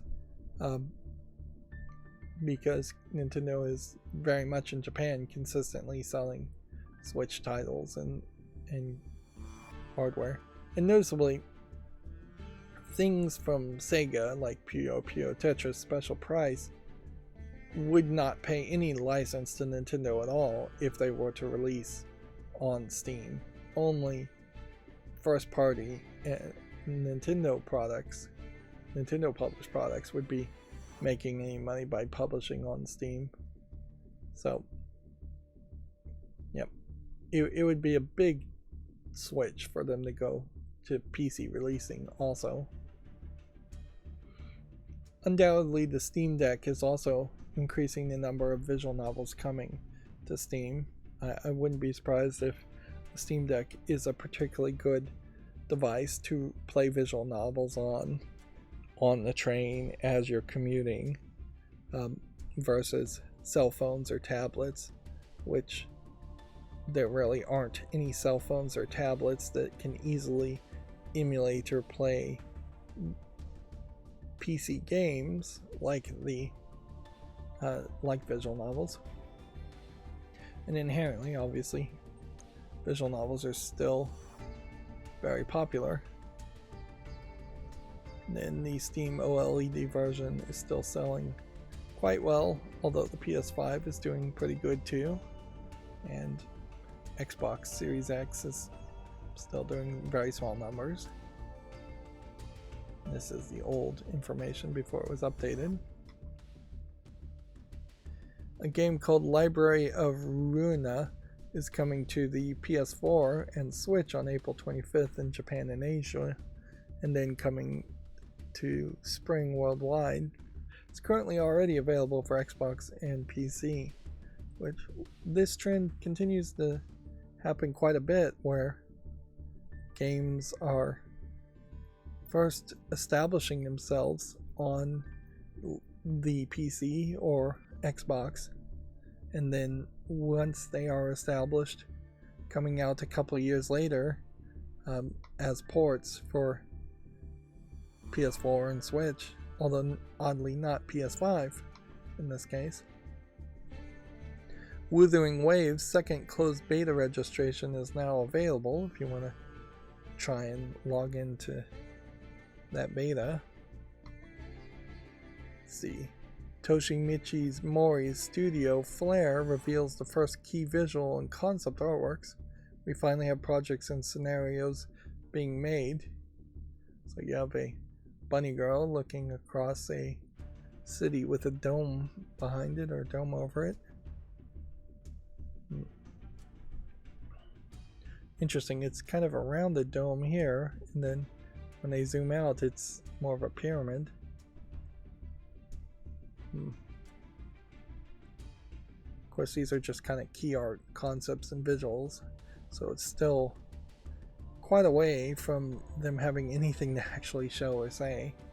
It's far too early to be talking about their project, obviously, but obviously the names of certain directors, developers, holds enough weight that people are interested. A game called Love and Deep Space is now available for smartphones. It's a 3D dating simulation game for iOS and Android, which we really haven't seen a massive amount of press releases for mobile games on Gematsu. So we may be at the beginning of a new trend where mobile releases are contacting Gematsu and then they're making articles about it, or there are just going to be more efforts in making mobile games and releasing them. I imagine the lack of good advertising of mobile games is a reflection of the poor quality of most mobile games. We definitely see a lot of ads inside one mobile game advertising another mobile game, but the ads tend to be extremely cheap, as extremely poor quality. The games they're advertising tend to be extremely cheap and extremely poor quality. Cheap in quality, often not cheap in expense. So maybe we're seeing a slight improvement in quality overall. A Perry and Buddy action game called Perry Nightmare launches March 1st for PC. It's an interesting art style to just have a screw going through the chest of some monster-like creature with a foaming mouth in their hand. Of course, that one visual also isn't really doing much to explain what's going on. To me, it looks like it's a survivor's game. Which, okay. That's what I'll assume it is, and then I'll put it on the follow list and move on. A game called Immortal Life is now available for PC. The console versions are due out at a later date. This is a farming, Chinese influenced farming game, farming sim, which I'll make a YouTube short on it, but I'm not gonna put it on the follow list because I don't like farming sims in general, and so a Chinese, imperial Chinese version of that doesn't really change the description much. Now I will say, looking at the screenshot, I do like the wide variety of characters on this concept art, or this title thumbnail, because very often it is kind of a one boring looking Chinese guy, maybe two or three boring looking Chinese guys, or you'll get two boring looking Chinese guys and then one somewhat boring looking Chinese girl. So being able to see 8 characters on the screen here, with one being clipped here, is a little bit better, a little bit more interesting. Persona 3's Reload Day 1 DLC has been announced. Costumes, personas, and background music are going to be available. So it seems like they are going to try and get a lot of money out of the fandom, which probably will succeed fairly well. Although I'm not sure if these costumes really matter that much, or if the music background player really matters that much for such an old game like Persona 3, where you could probably see all these costumes or listen to the music at least already. Dragon Quest Monsters: The Dark Prince shipments and digital sales have topped 1 million. Noticeably though, this game launched, it looks like, exclusively for the Switch on December 1st, so it has taken about a month and a half to reach 1 million, which is not really as good of a number as you would like to see. Some of that, I imagine, is the imbalance between just Dragon Quest fandom in Japan versus Dragon Quest fandom elsewhere in the world, and some of it is probably there being too much Dragon Quest games and oversaturation in the Dragon Quest releases. A Until Dawn movie is in development. We had talked about this before. And then this free puzzle adventure game, Test for PC, is available. I didn't realize it was free. So instead of having that on the follow list, let's just add it to the Steam library. And then we can take it off the follow list, which I already have a tab open to make a YouTube short around that. Let's see. Escape the time loop as an overworked office employee. Interesting. Doesn't seem like this ties into anything else, and I'm not sure that this Mojinkin studio has released anything else yet.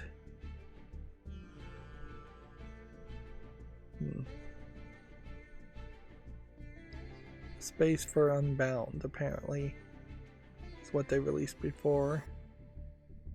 And a point and click called When the Past Was Around.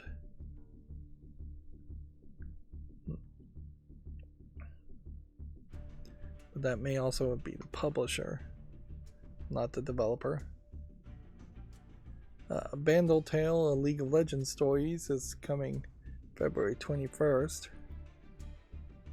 I think I put this on the fall list already. Yes, I did. So then that's going to bring us to the GameDeveloper.com. Now, noticeably,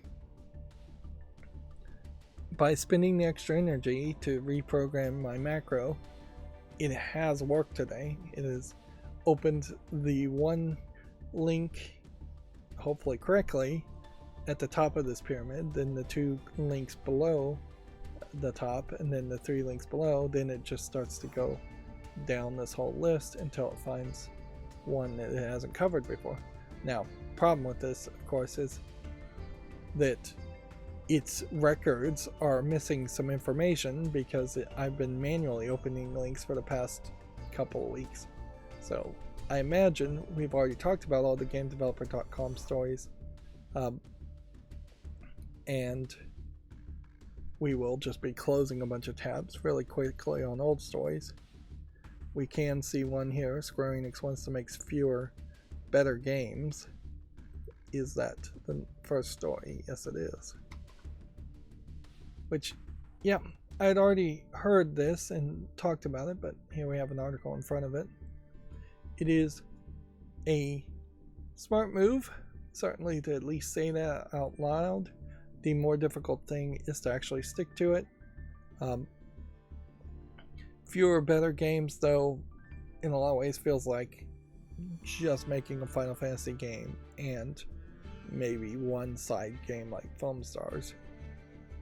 And inherently, I wouldn't be surprised if they make one Final Fantasy game and pretend like they put all their attention and focus on that one Final Fantasy game, and then immediately said they were disappointed by the sales of the next Final Fantasy game and decided to change the way they make games once again. There needs to be a real commitment and real actual skill in managing at Square Enix for this to work, and I'm not sure they actually have the skill in managing or commitment to stick to what they're saying. But we should just take them on face value of what they're saying and hope it is true.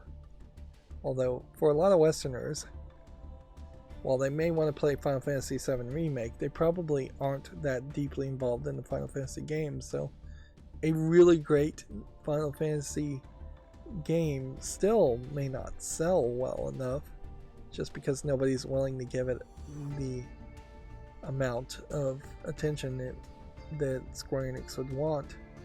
There is also a major danger that making fewer, better games in the minds of Square Enix is to make a Final Fantasy game that is just 300 hours instead of 200 hours of gameplay, and that there is just longer grinds, which most people don't really want that, I imagine, either. We talked about Pal World. The 2K Games has made a layoff at its internal studio, 31st Union, which it's interesting to even have a the word union in an internal studio, because I imagine 2K Games is not pro-union by any means, as they're laying off people. There is an argument, certainly, that internal studios like 31st Union might have had more to do with the development of games like Borderlands than they ever would really admit. It may also be a case that 31st Union had nothing to do with Borderlands in the past, but they were hoping that their internal studio might take over the Borderlands series, and that's fallen through. Officially, Gearbox is the people who made Borderlands, and 2K just was the publisher that owns the rights to it. That's the story they would stick to anyways. So I imagine there's no connection there at all, but that is pretty much my only thought as far as 2K. There are plenty of other 2K sports games and 2K published games that 31st Union may have had a hand in those, and I just wouldn't even care. It may be 31st Union had nothing on that. So overall, though, that just wraps up the story like every other announcement of layoffs, as far as some really unknown number of people have been laid off at some somewhat unknown studio, and there's just nothing you can really do about it unless you just want to boycott 2 games for laying off people, which, if that's your choice, that's your choice. But like, as an end user, as a gamer, I'm not really getting any information when these layoffs get announced, and I can't really take anything from it. I already am expecting delays from video games, so layoffs probably might delay some more games, but they probably won't delay as many games as you would think. They tend to almost always lay off people before they start a project or after they finish a project. They don't just make generic layoffs as they're getting money from publishers to develop a new game, which perhaps the death of E3 has hurt the situation in which game developers make pitches for new games to publishers, and thus there may be more publishers unwilling to fund the development of new games. And that may be leading to some of these layoffs also, but we really don't have a way of knowing anything. So let's just move on. We talked about Sega making more Web3 title-based games, Hellblade 2 being digital-only release, Rockstar editor losing last-gen support. And these should be all old stories as far as the Rocksteady co-founders opening a new studio.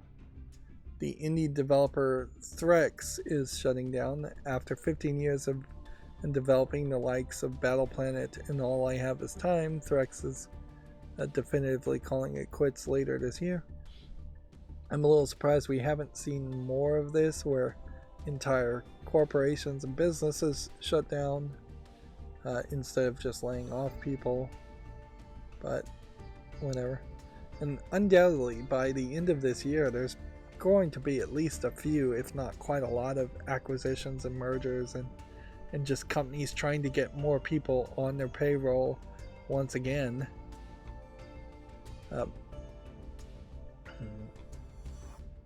Let's see, the GDC 2024 State of the Game Industry, devs discuss layoffs, generative AI, and more, which this is, I imagine, that survey that people have been referencing somewhat.